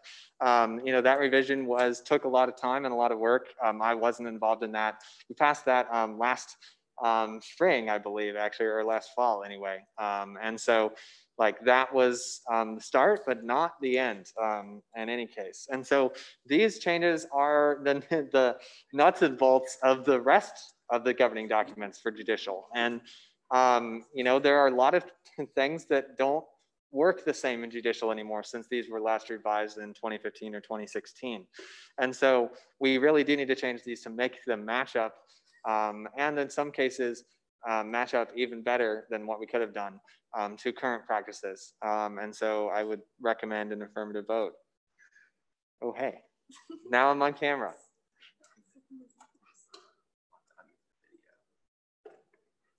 All right, thank you for your debate, Senator Booz.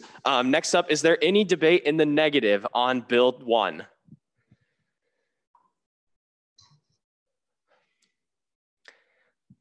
Seeing none, is there any additional debate in the positive on Bill 1?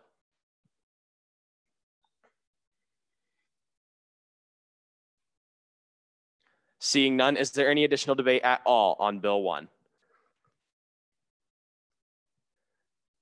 Senator Bannister, that motion is out of order just because we have to call for 5 times. I do just like stop asking for debate after any debate at all, -2, I like it. So yes, at this time, we will move into a roll call vote on Bill 1. Alrighty. Yeah, unless there is a motion to bulk roll call Bills 1 and 2, but so moved by Senator Rodriguez, seconded by Chair May to bulk roll call Bills 1 and 2. Are there any objections to bulk roll calling Bills 1 and 2?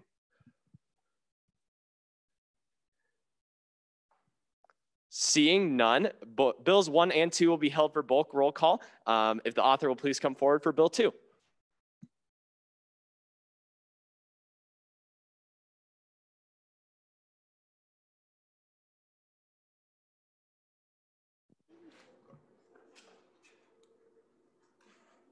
Have any changes been made? Right, we made one change to this piece of legislation. On line 264, we changed the word classified to say university support staff because that's the current name of that governing body for the university. All right, you have first rights to debate. Yeah, and so this is the other piece of what I was talking about earlier. If you want to vote no on like one piece or the other, like vote no on both of them, because like if you pass this but fail the other one, like there are some stuff that is very much left hanging. But I think that like the changes in this are definitely necessary to make the governing documents line up with the other branches and where we place various elements such as the duties of the judicial branch leadership, and then also make the judicial branch governing documents reflect what their current practices are. And what we'd like them to be, including, like, for instance, allowing people to serve on multiple multiple boards. So please vote yes. Thank you for your debate, Senator Booz. Is there any debate in the negative on Bill 2? Is there any additional debate in the positive on Bill 2? Is there any debate at all on Bill 2? Seeing none, we will now move into a bulk roll call vote on these two bills. Alrighty, thank you, Blake. This will work like the same as roll call normally does. First, Bannister. Yay. Oh, actually, yes, you're right. I apologize. No, really quick, this is our first actual vote of the year, roll call vote wise. Yes, so the way that this works, you will just answer yes, no, depending on how you want to vote. You also have the option to pass, so we will come back to you if you aren't sure how you want to vote yet, or you can abstain. And so in the instance of a bulk roll call, we will be voting on two bills simultaneously. And so your answer will be yes to both, no to both, pass to both, abstain to both, or you can go yes to one, no to two, or yes to two, no to one. However you want to do it, just indicate both somehow. Yeah, are there any questions before we do that?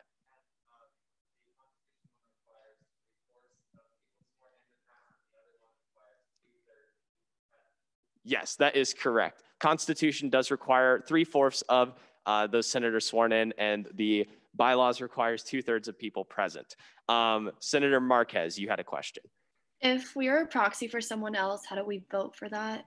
Yes, so you will just say like yes to both by proxy, no to both by proxy, just like that. When their name is called? Yes, correct. I apologize. Okay, thank you. And then Senator Lundeen, I saw your hand. Call it out and you're good.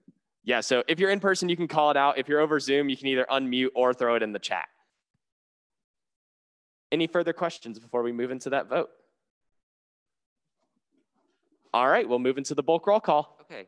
Yes, my apologies, Senator Bain. Your vote is first. Okay. Bannister.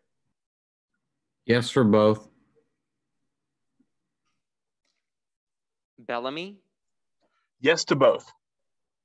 Binkley. Yes to both. Blood. Yes to all.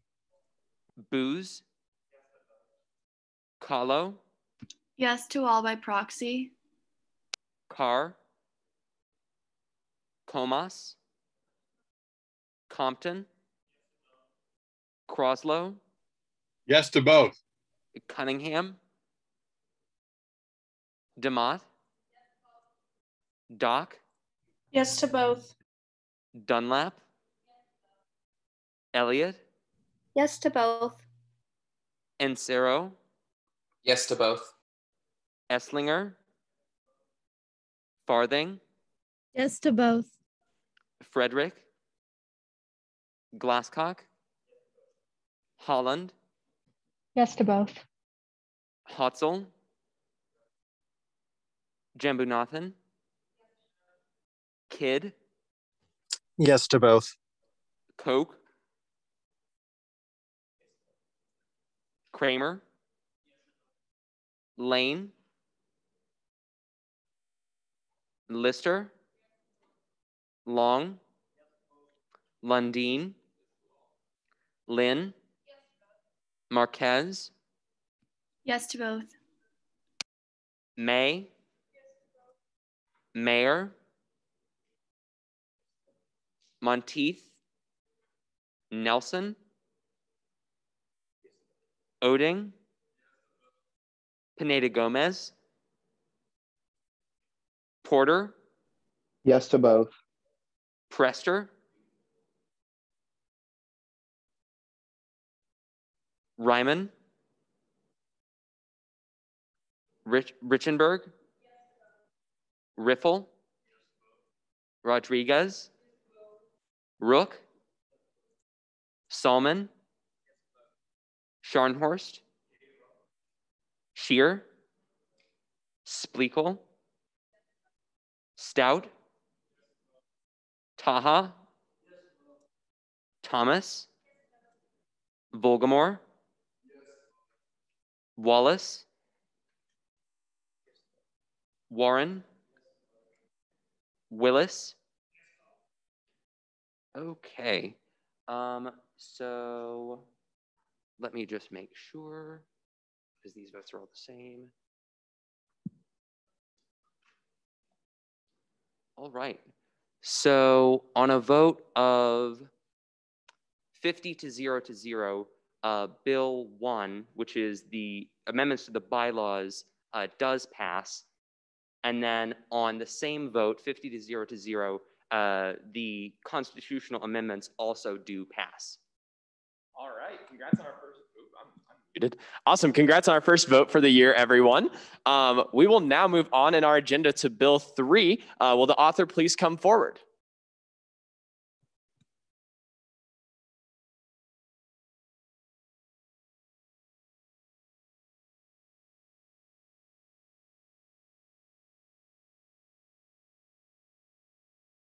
All right, have any changes been made? No. All right, you have first rights to debate. If you all remembered my explanation from last week, this is a very routine thing that we do each year, especially since we've run a deficit every year, or at least for the past 4 or 5 years. The succinct explanation is that we always have to pay those deficits out of the debt reduction account, but we have no funds going into the debt reduction account. The account we do have funds flowing into is bond surplus. And so we have to backfill debt reduction with funds from bond surplus. We do this pretty routinely at the end of each year. And this is the bill that actually executes that. What questions can I answer for anybody? None, actually. Based on your... It's debate, yes! Good night. Yes, thank you for your debate, Chair Harmon. Is there any debate in the negative on Bill 3? Is there any additional debate in the positive on Bill 3? And then is there any debate at all on Bill 3? Seeing none, we will move into a roll call vote on Bill 3. Okay, perfect. First, Bain. Bannister. Yes. Bellamy. Yes. Binkley. Yes. Blood. Yes. Booz. Kahlo. Yes, per proxy. Comas. Compton. Croslow. Yes. Cunningham. DeMott. Doc. Yes. Dunlap. Elliott. Yes. Encero. Yes. Esslinger. Farthing. Yes. Frederick. Glasscock.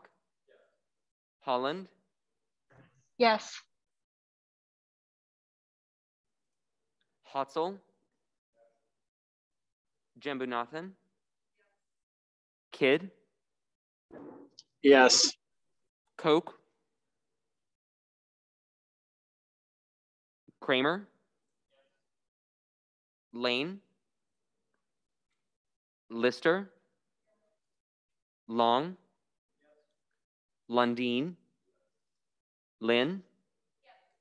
Marquez. Yes. May. Mayor. Monteith. Nelson. Oding. Pineda Gomez. Porter. Yes. Prester. Richenberg. Ryman. Riffle. Rodriguez. Rook. Salmon. Scharnhorst. Shear. Splekel. Stout. Taha. Thomas. Volgamore. Wallace. Warren. Willis. Okay, and then I missed.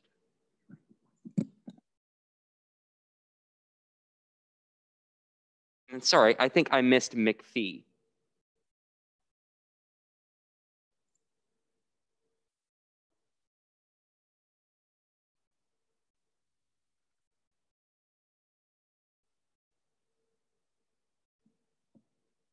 Okay, is there anyone else that I missed? Alrighty, well then on a vote of 51 to 0 to 0, Bill 3 also passes. All right, awesome. We will now move on to Resolution 212208. Will the author please come forward?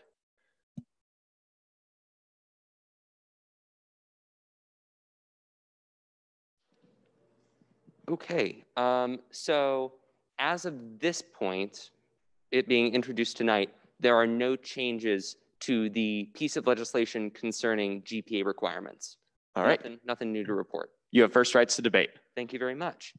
Yeah, so as I spoke to when I introduced this legislation, I think the fundamental idea that we're observing here is that under a pandemic, like it's a pretty extreme circumstance for grades to be counted the same as they normally are, when a lot of scholarships and aid are determined on these very harsh GPA boundaries, sometimes harsher for other students, whether you're younger or whether you're a student from out of state. There are a lot of reasons why these type of boundaries are just not appropriate for the given environment.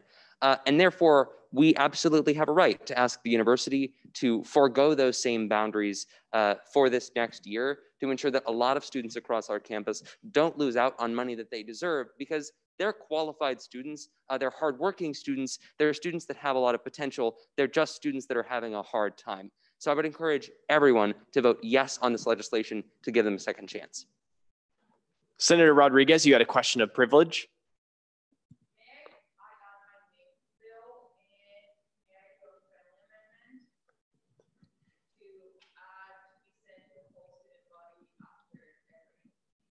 Yes, so the friendly amendment for those on the Zoom was to add it to be sent to all members of the student body, both of which I would answer yes to.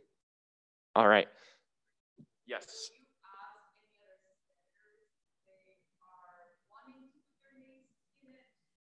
Yes, absolutely. Yeah, if anyone else wants to have their name on the piece or on the legislation, please indicate so in the chat.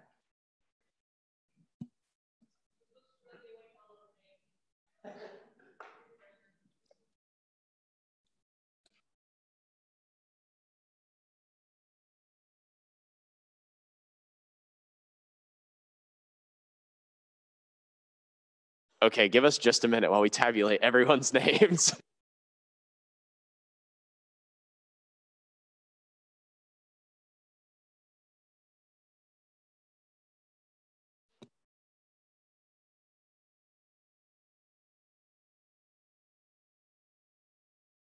Okay, yeah, Nick is taking pictures of it really quick, so we'll just let him finish that, but awesome.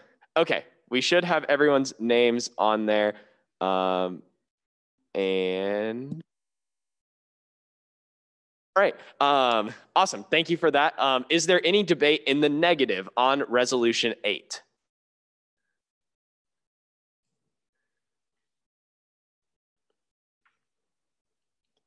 Is there any additional debate in the positive on Resolution 8?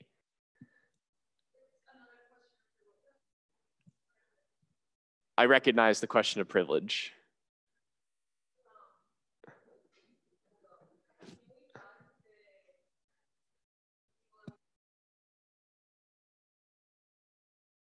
Yes, would you object to having Dr. Lane?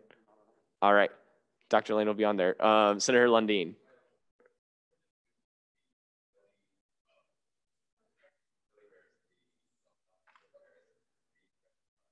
Yes. We can get that added.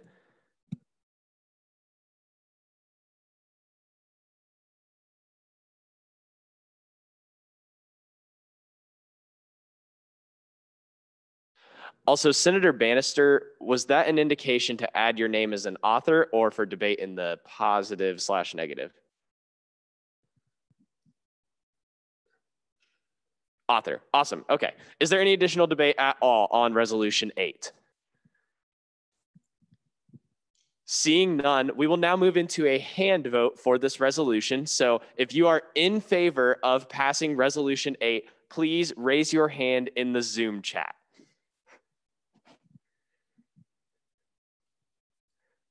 I see clapping emojis. I love the enthusiasm. However, please make sure to raise your hand or it will not be counted.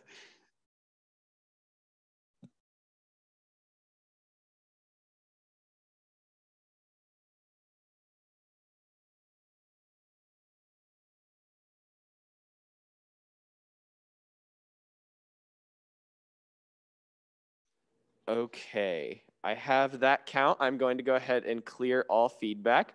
If you are opposed to passing Resolution 8, please raise your hand at this time.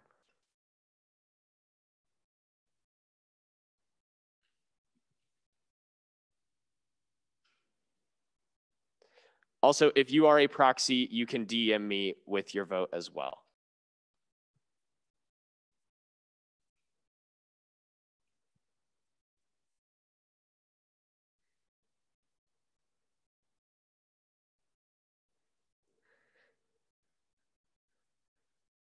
Okay, and are there any abstentions? Oops, sorry, let me clear the feedback. Are there any abstentions for Resolution 8?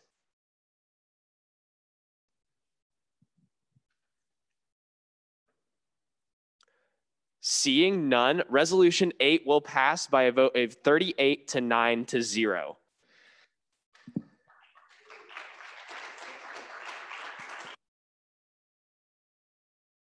All right, we will now move on with our agenda into introduction of legislation. First up, we have Bill 21-2204, fiscal year 2022 academic competition teams allocation. Is there a motion to consider Bill 4? This is Bill 4. Is it Bill 5 in the actual text? That is my bad. That is an edit that I will make. But is there a motion to consider Bill 4? And that has been moved by Chair May and seconded by Senator Croslow. With that, will the author please come forward?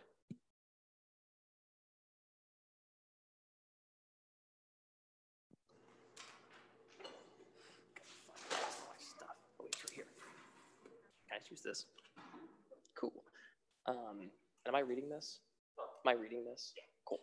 Okay, Bill 21-2205, fiscal year 2022 academic competition teams allocation by the ACT committee.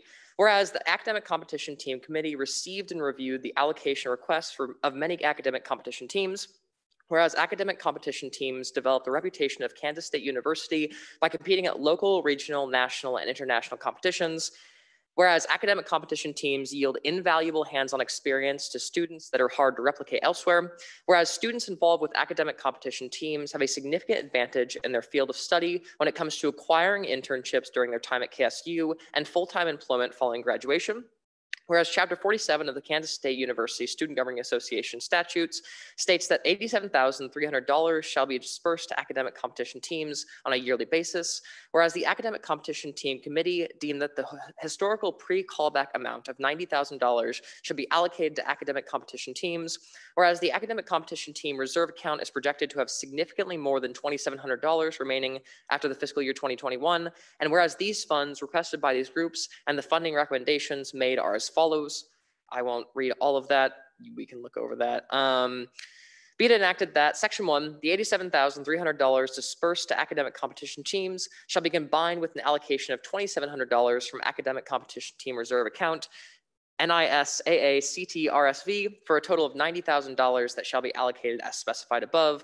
Upon passage by the Student Senate and signature of the Student Body President, these funds shall be transferred from the academic competition team reserve account to the academic competition team accounts specified above.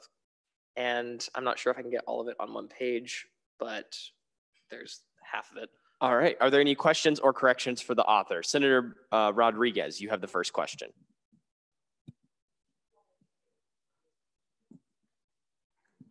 Hi, does this bill have to pass by the end of this Senate? I believe so. Yes, so in order for this to go into effect, fiscal year 22 does start on July 1st. And so this being the last Senate of the year, a motion to special order once questions are over would certainly be entertained. And then Senator Booz, you have the next question. Yeah, do you have a particular idea where the academic competition team's reserve account is at right now? It just says in the bill that there's likely going to be significantly more than 2,700, but I was wondering more precisely where it actually is at. I do not know that. No, Okay. I just knew I know we had a significant enough amount in it right now. We thought drawing that 2,700 out should be a fine amount. If you give me 2 minutes, I can probably get that number for you. Okay, I can give you 2 minutes. All right. Next up is Senator Scharnhorst for question.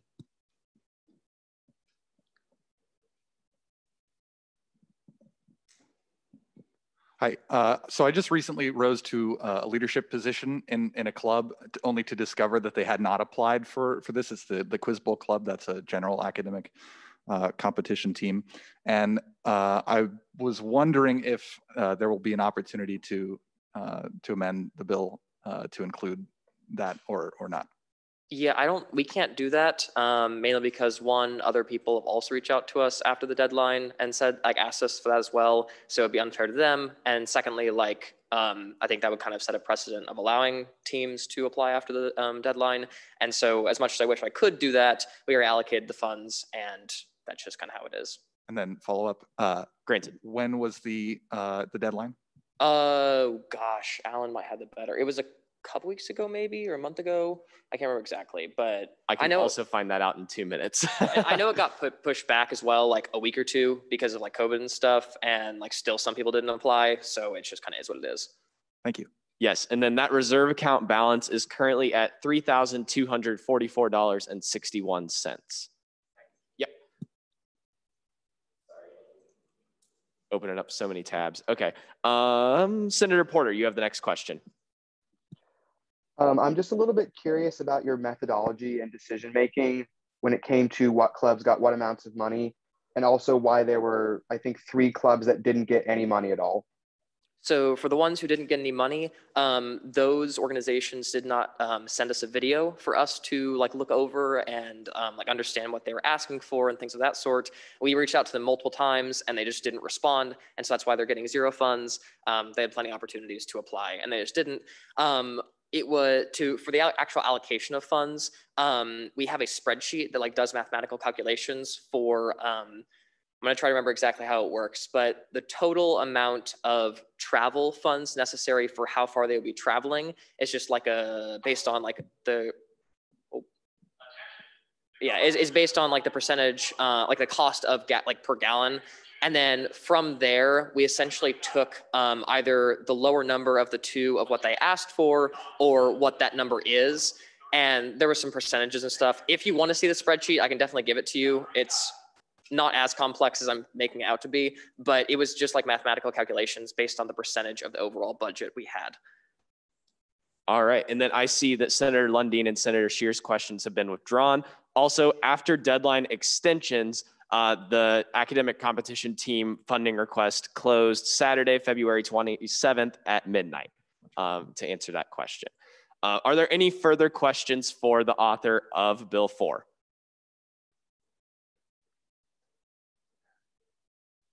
All right, Senator Glasscock has moved to Special Order Bill 4, and that has been seconded by Chair Long. And with that, that is a debatable motion. And so Senator Glasscock, you will have first rights to debate on special ordering.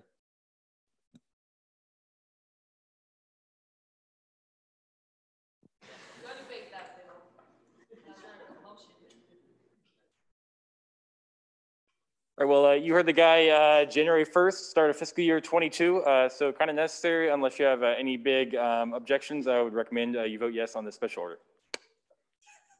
All right, is there any debate in the negative on special ordering Bill 4? Yes, July 1.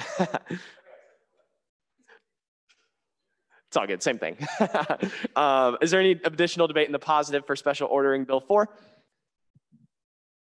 And is there any debate at all on special ordering Bill 4? Seeing none, we will now proceed into a hand vote to special order Bill 4. This does require a 2/3 majority in order to pass. So at this time, if you are in favor of special ordering Bill 4, that means that we'll be voting on it tonight. Immediately after this, please raise your hand at this time.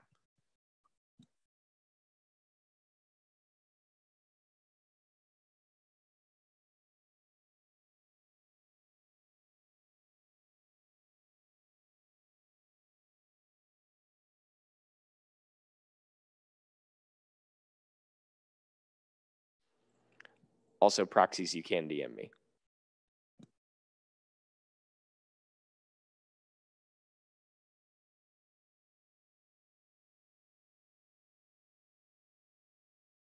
Okay, I'm going to go ahead and clear all feedback. All those opposed to special ordering Bill 4, please raise your hand at this time.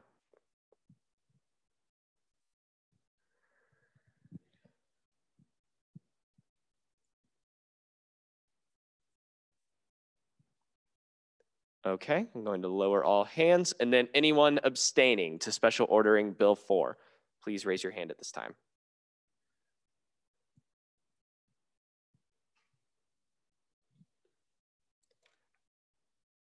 Okay. And with a vote of 45 to 2 to 1, Bill 4 will be special ordered. So we'll proceed directly into final action on Bill 4. And so will the author please come forward?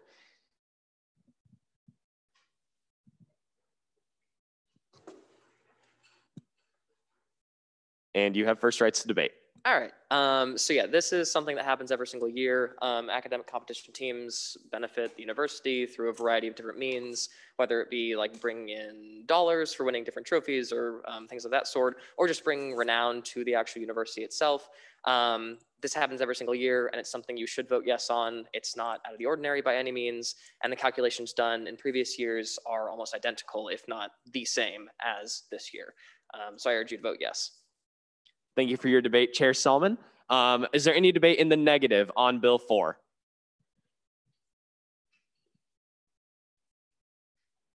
Is there any additional debate in the positive on Bill 4? We have a point of information from Senator Scharnhorst.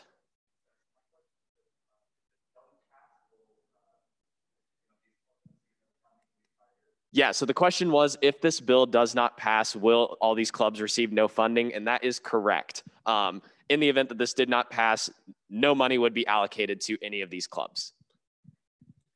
All right, I am now seeking any further debate at all on Bill 4.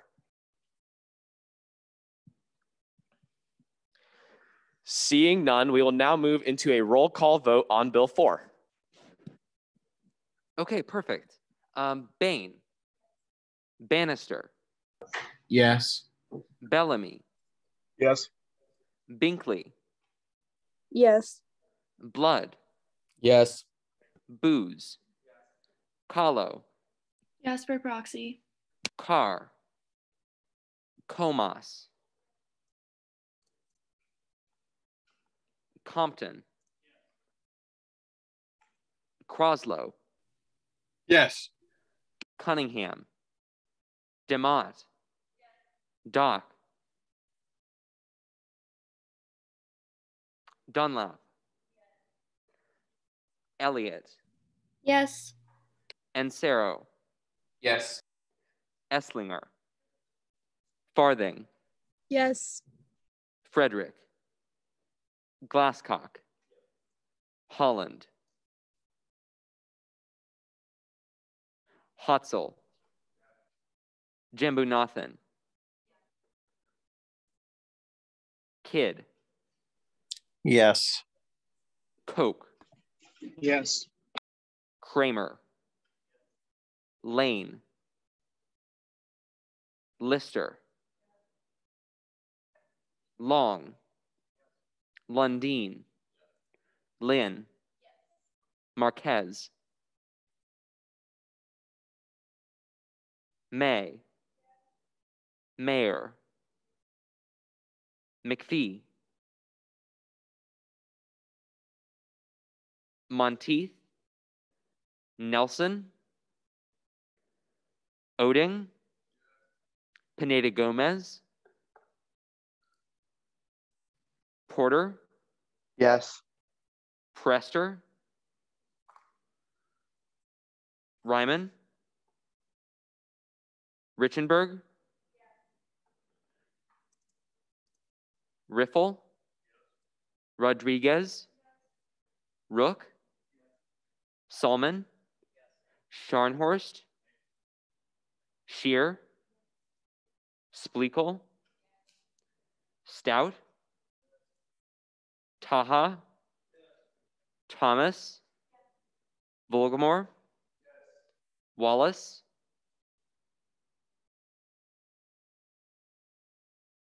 Warren. Willis. Okay. Thank you very much. Okay.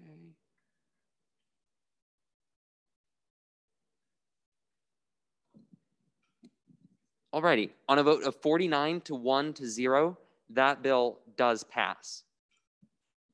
All right. We will now proceed back into introduction of legislation for Resolution 21-22-16. Is there a motion to consider this resolution?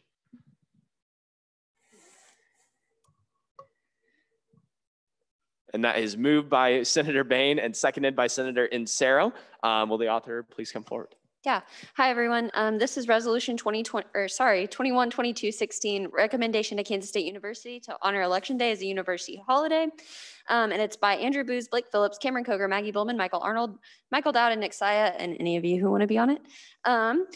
Whereas, as the nation's first land-grant institution, Kansas State University was founded with access at the forefront of its mission.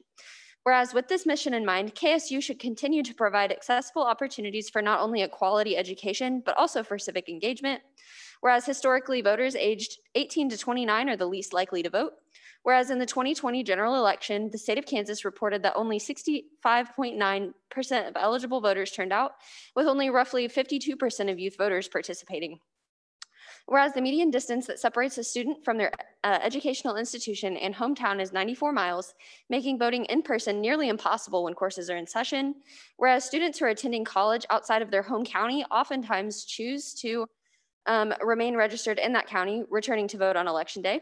Whereas the state of Kansas requires employers to provide 2 hours off for employees on election day, unless the polls open at least 2 hours prior to the beginning of their shift. Whereas voter suppression is most likely to impact voters with marginalized identities and demographics. Whereas low-income voters are 22% less likely to vote than high-income voters. Whereas nationally, 42% of college students live at or below the poverty line. Whereas in 2016, voters who were Black or Hispanic were 2 times less likely to be allowed time from work in order to go vote. Whereas in fall of 2020, data from the KSU Office of Institutional Research documented underrepresented minorities, in quotes, that's their terminology, accounting for 14.57% of the student population of KSU. Whereas by allowing students, faculty, and staff to reprieve from coursework and on-campus jobs, more opportunity for voting is available. And whereas KSU should work to combat voter suppression by allowing for a university holiday on all national election days. Be it resolved that Section 1, Kansas State University Student Governing Association, KSU SGA, recommends that Kansas State University honor all election days as a university holiday. Section 2, upon passage by the Student Senate and signature of the Student Body President, a copy of this resolution shall be sent to all members of the University Calendar Committee, University Registrar Kelly Brundage, Vice President for Student Life and Dean of Students, Dr. Thomas Lane, Chief Governmental Relations Officer, Dr. Sue Peterson, University Provost, Dr. Charles Tabor, President of Faculty Senate, Dr. Melinda Markham, President-elect of Faculty Senate, Laurel Luttrell, and University President Richard B. Myers. Okay, Chair Richenberg, you had a question. Yep. Yes, if you want to be added as an author, please indicate so in the chat at this time, assuming that you're okay with that. We'll give that a moment. Senator Rodriguez, you had a question of privilege.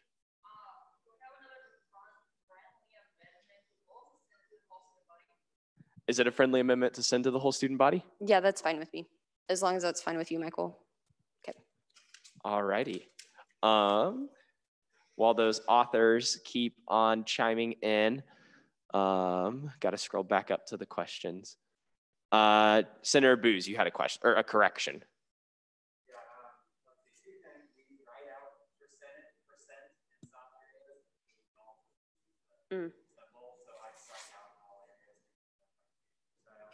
Okay. Perfect. Thank you. I'm sorry. I thought I caught those. No problem. Okay, I have those corrections down. Bang, bang. Sorry, these Zoom chats are coming in. Chair May, you have a question.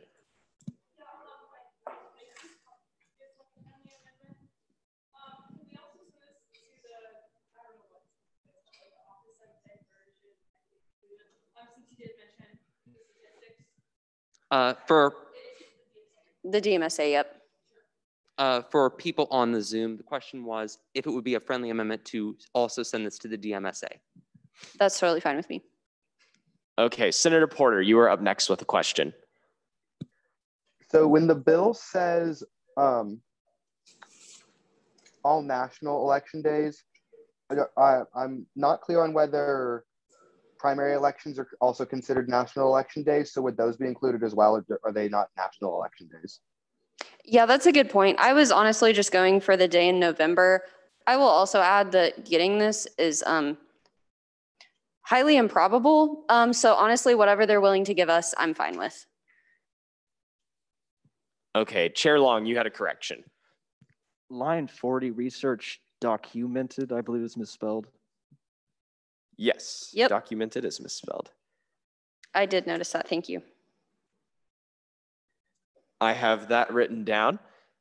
Okay, Senator Rodriguez, you had a point of information?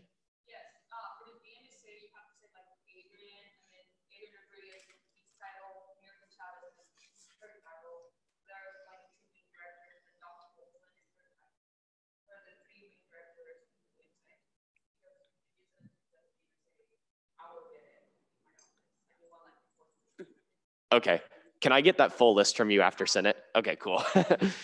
Awesome. And then Senator Krasel, you had a question. Or Senator Lundeen, sorry, I missed your question. Yes, can we add Polytechnic SGA? Yeah. Awesome. Sorry, I'm repeating it for Zoom.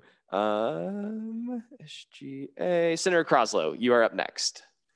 Yeah, the question I have is, Maggie, are you concerned about this having any influence with the administration? Because you've talked to the calendar folks and that committee has said they have a real concern about contact hours. So is this one of those things where KBOR would never approve it unless we added a day to another part of the schedule to make up for those contact hours? Yeah, that's pretty much the main concern is just getting it. Yes, just yes. All right, Senator Scharnhorst, you are up next with a question. Would you be opposed to striking the word national from line 54 just to kind of add some ambiguity on the university's interpretation? I don't really know. Are there any other thoughts about that anyone has? I also feel like the more specific we can be, the better.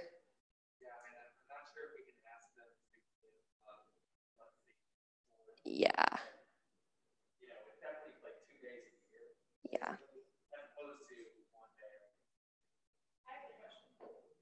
Question from Chair May.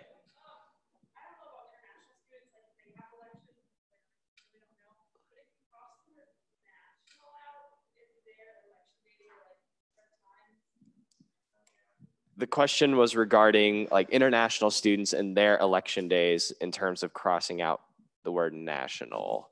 I'm going to go with, I would like to keep the word national. I think that that's a really creative idea and I'm appreciative that you brought it forward, but I think just for a little bit more specificity, we should keep it. I appreciate your idea though. Thank you. Okay, are there any further questions for the author of this resolution?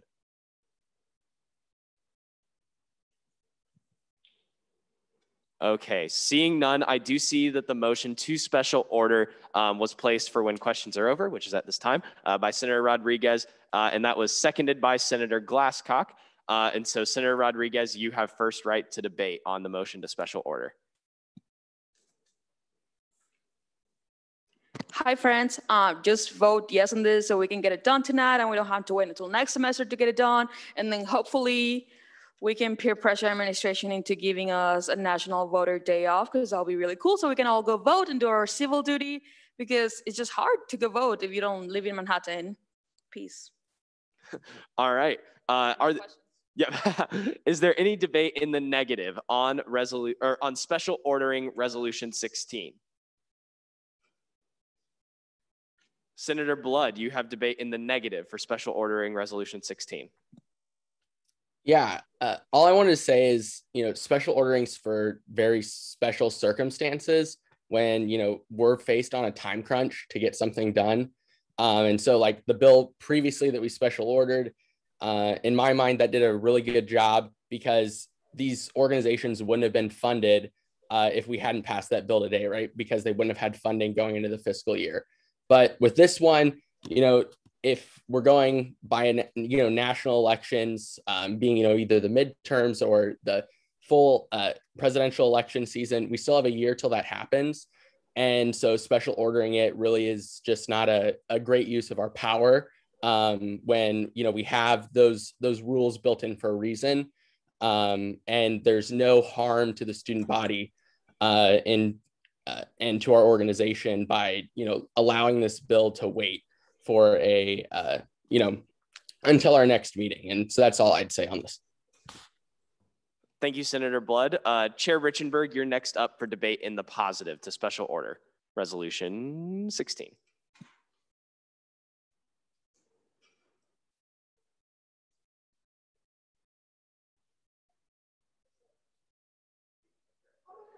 I'm tall enough. Okay, I get using this as a special like privilege, but this is a special privilege. I think if we were to pass this when we reconvened next semester, it'll be basically pointless. The administration will not make the change because one, it'll be too late. So I think it's very important that we pass it now. And also there's never a better time to advocate for students. So right now, so yeah, let's just do it. Thanks. All righty. Is there any additional debate in the negative on special ordering this resolution? Senator Krasel, you have debate in the negative on the special order. Senator Booz, you also have a point of information.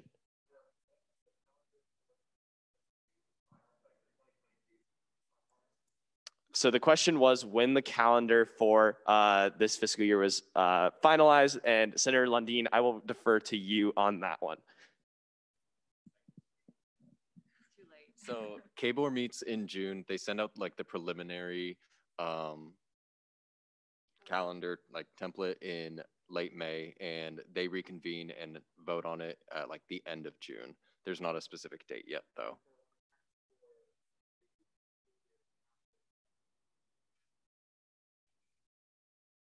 I think they plan 3 years. They plan like 3-year calendars.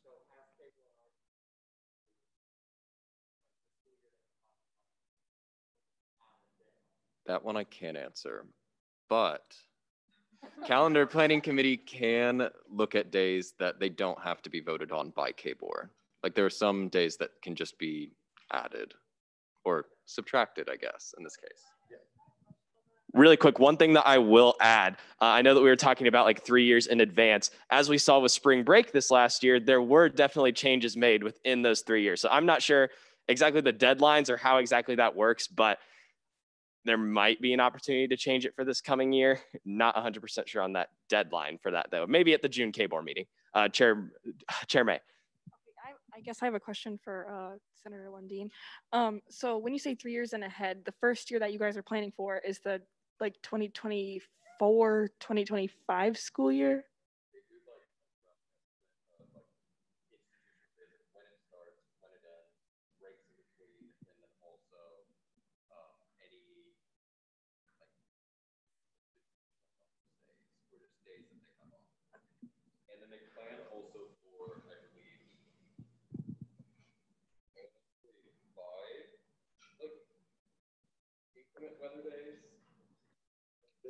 I don't know if we've used 5 inclement weather days in the past 10 years, but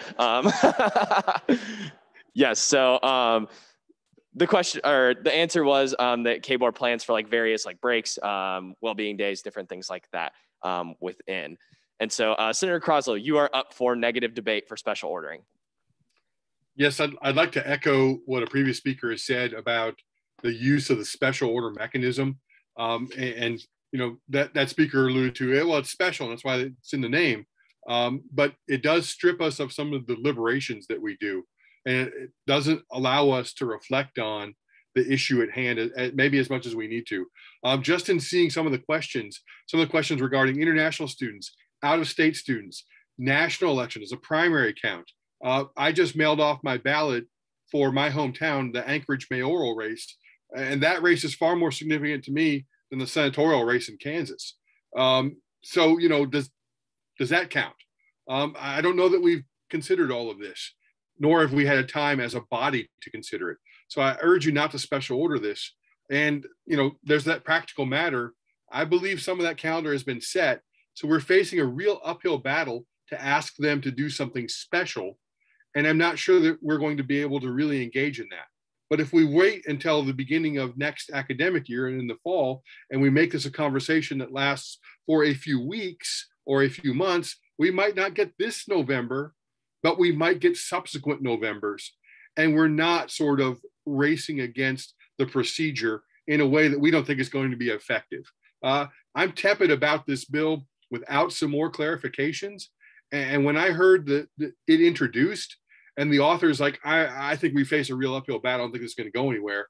That kind of cemented it for me that we shouldn't race to failure. We should be a little more deliberative. So I urge you to not special order this. Thank you for your debate, Senator Kraslow. I will add really quick, we do have 10 minutes until the College of Business closes. So in your debate, if you can, please try to make it brief so that we can come to some sort of resolution, whatever it is, on this resolution before the end of the night. So we'll move on to debate in the positive from Chair May on special ordering. Okay, Chair May has withdrawn her debate, so we'll move to Chief of Staff Billman for positive debate. I definitely do hear a lot of the concerns of previous speakers. However, I'll just address the uphill battle thing really quick. I think if we try it and they tell us no, then the beginning of next fall, we introduce another one. No biggie. I also think that as far as the it hasn't been deliberate enough goes, I will add that that is partially my fault. I did address it in my director's report last week, asking anyone who is interested in learning more about this resolution that would be introduced this week. I invited anyone to reach out to me. So just putting that out there, I really do hope that we special order this tonight. Also, we're wasting more time debating it than we would debating the actual bill. But anyway, it's not a waste. We're just using time. Anyway, but yes, I hope that you vote yes on the special order. For those reasons. Senator Scharnhorst, you are next for debate in the negative. That has been withdrawn. Is there any debate in the negative on this resolution? I see Senator Lundin has withdrawn his positive debate. Is there any additional debate at all on Resolution 16? Seeing none, we will move into a hand vote. Again, this will need a 2/3 majority to pass. So those in favor of special ordering Resolution 16, please raise your hand in the chat at this time or in the participants window. Proxies, please DM me your vote.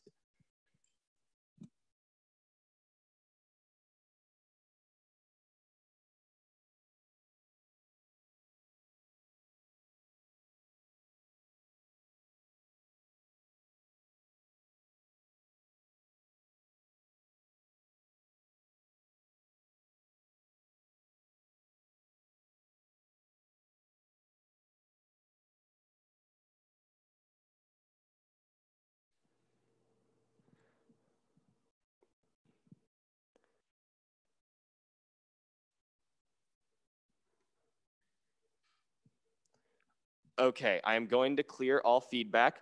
All of those opposed to special ordering Resolution 16, please raise your hand at this time.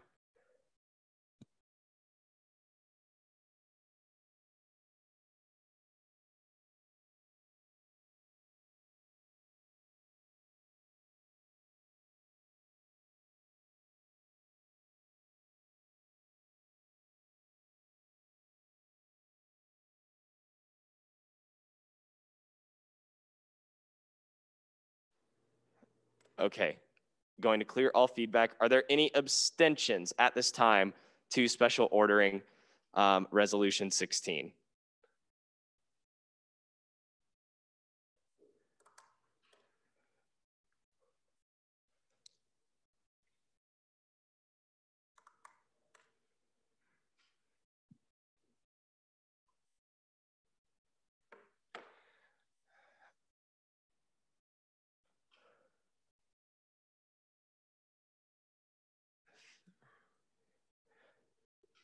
Okay, give me just 1 second to do some math.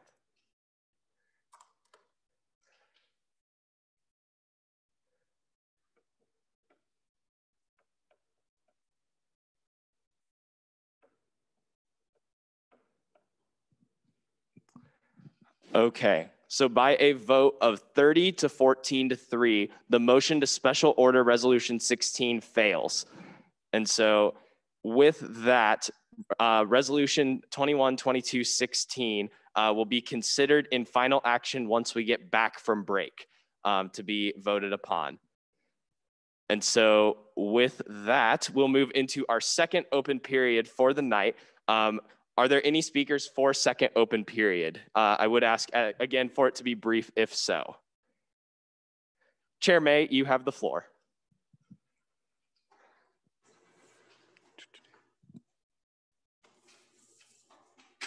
I just want to say really quick that my sorority, we're not technically Greek, but we are a sorority, is having our philanthropy tomorrow. Scoops for a Cure. It goes to the American Cancer Society.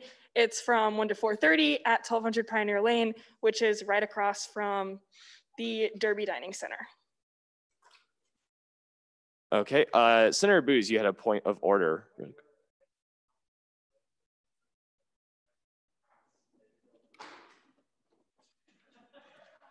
Mic drop, okay.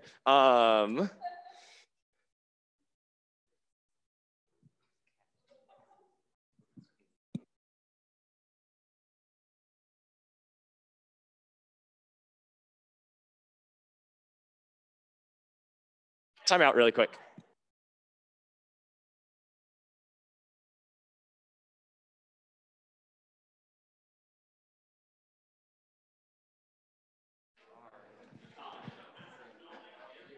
Okay, that is my bad. The motion to special order actually passes. So, okay, rewind. We are back in final action right now. So will the author please come forward of resolution 16? Thank you for that, Andrew. Senator Blood, you have a request for information. Yeah, can you just say what changed there? Yes, so the abstentions are not supposed to be counted. It is just votes in favor or against, and 30 to 14 is over 2/3. Whereas if you count abstentions, it is under 2/3. We are not supposed to count abstentions. That was an error on my part. Okay, Maggie, you have first right to debate. Okay, hi everyone. I super hope that you vote yes for this. I think it's a huge step for students and a huge step for civic engagement as a whole. Not a lot of peer institutions offer these, so K-State would really be the cutting edge in offering this day off, which I think we should strive for. We should always strive, like KU just shot one down and we don't like KU, so vote for it, even for that reason, out of spite. I also hope that you'll vote for this. Just because we do have a say. I know that I said earlier that it's going to be an uphill battle, and it is. However, we do have good relationships with those committees. I know Cameron and Michael and I serve on one of the university calendar committees, and we had a meeting with them just last week. So we can make this happen if we all stand united together and vote yes for it. So I hope that you'll do that. Thank you, Chief of Staff Billman. In debate in the negative, we have Senator Scharnhorst. Senator Scharnhorst, can you use the mic at the front?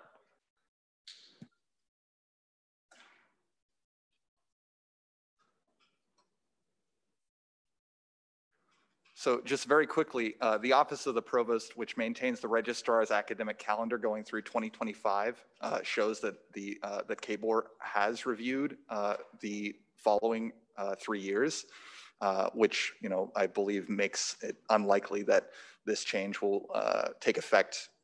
Even if the university considers this resolution, will not take effect until 2026 or later. Additionally, I'm not sure how effective the strategy of quote unquote spamming the university with these resolutions, I'm not sure if that'll be effective. So that's all. Thank you, Senator Scharnhorst. Next up for debate in the positive, we have Senator Lundeen. And then Senator Compton, would you mind coming down to the front now if you'd like to debate? Okay, so I served on the calendar planning committee this past year, and I would say that we have a very good relationship, as Maggie said. Kelly Brundage, the registrar, she is very for students, and I know that if she thought this was something that would be effective and beneficial to students, she would fight for it. Even though that KBOR has reviewed, as a previous speaker has mentioned, there are maybe not ways to get around that, but things that you can do to get things like this put in place, such as special ordering it, just like we did the well-being days. Thank you, Senator Lundeen. Is there any debate in the negative on this resolution? You can go ahead and head on up. Seeing none, Senator Compton, you have debate in the positive. So most of the central benefits of this has been made by previous speakers. I had abstained from the special order vote, but now that it's in this sort of final action, I'm encouraging a vote for the positive because I do believe that this is like an essentially beneficial change to just being able to fulfill our civic duties and stuff while on campus. And also I feel that some of the other concerns that previous speakers have mentioned, while obviously warranted, do not, I think the way that this bill is structured will make it so that this is probably the best chance we have, if any, given just to forward this idea to the administration and get their honest feedback on it. Right, so I encourage you to vote in the positive. Thank you. Thank you, Senator Compton. Is there any further debate on Resolution 16? Senator Rodriguez, you have to, oh, is there any debate in the negative first? I have to check. Seeing none, Senator Rodriguez, you have debate in the positive. Senator Lundin will get your name added. It's really fast. Just remember that we're here for students and to make sure students have the best of that we can offer them. If right now making sure the students are able to go home and vote is the best that we can offer them, we're supposed to be fighting for that. Even if it's a hard ask, even if it's an easy ask, we're here for students. They voted you in, and yeah, they deserve that. Like, they deserve this one day to go vote if they wish so. And even if they don't go vote, if they're not international students, if they're undocumented students, why don't they deserve a day off? If you're gonna vote by mail, good for you. I appreciate that. Love voting by mail. I love mailing my ballot. So cute. But make sure that you're here for students and you're doing the best for students. Student Senate, here for students. Thank you. Okay. Unless there's any further debate, we will proceed into a raise hand vote on this resolution. So if you have debate, please indicate it at this time. All right, seeing none, if you are in favor of passing Resolution 16, please raise your hand at this time.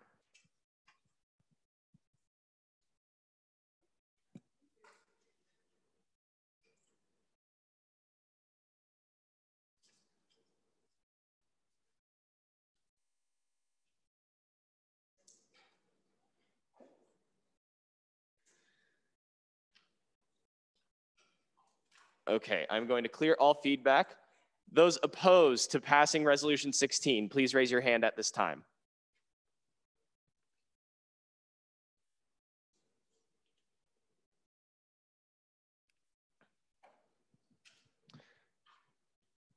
Any abstentions on Resolution 16?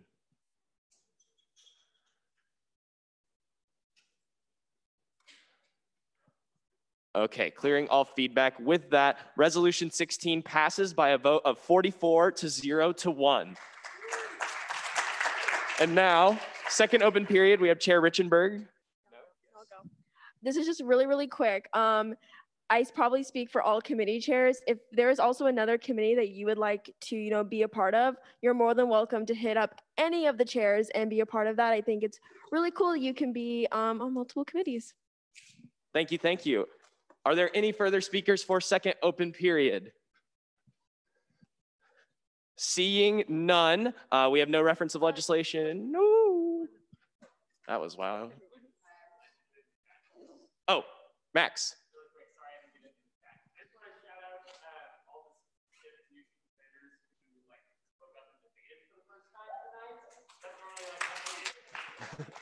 Yes, big shout out to all of our new senators who got up there and debated tonight. Awesome, awesome. Speaking of Senate shout outs, those will be emailed out later. At this time, can I get a motion to adjourn Student Senate? Thank you, Caucus Leader Kidd. Yes, it will be in Wildcat Chamber. That has been seconded by Senator Booz. Are there any objections?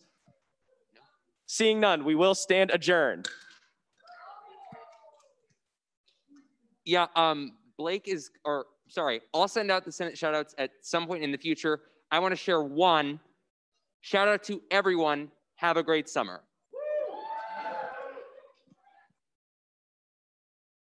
Everyone, please drop off your name tent at the back.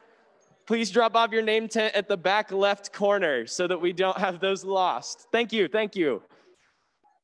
Get home safe.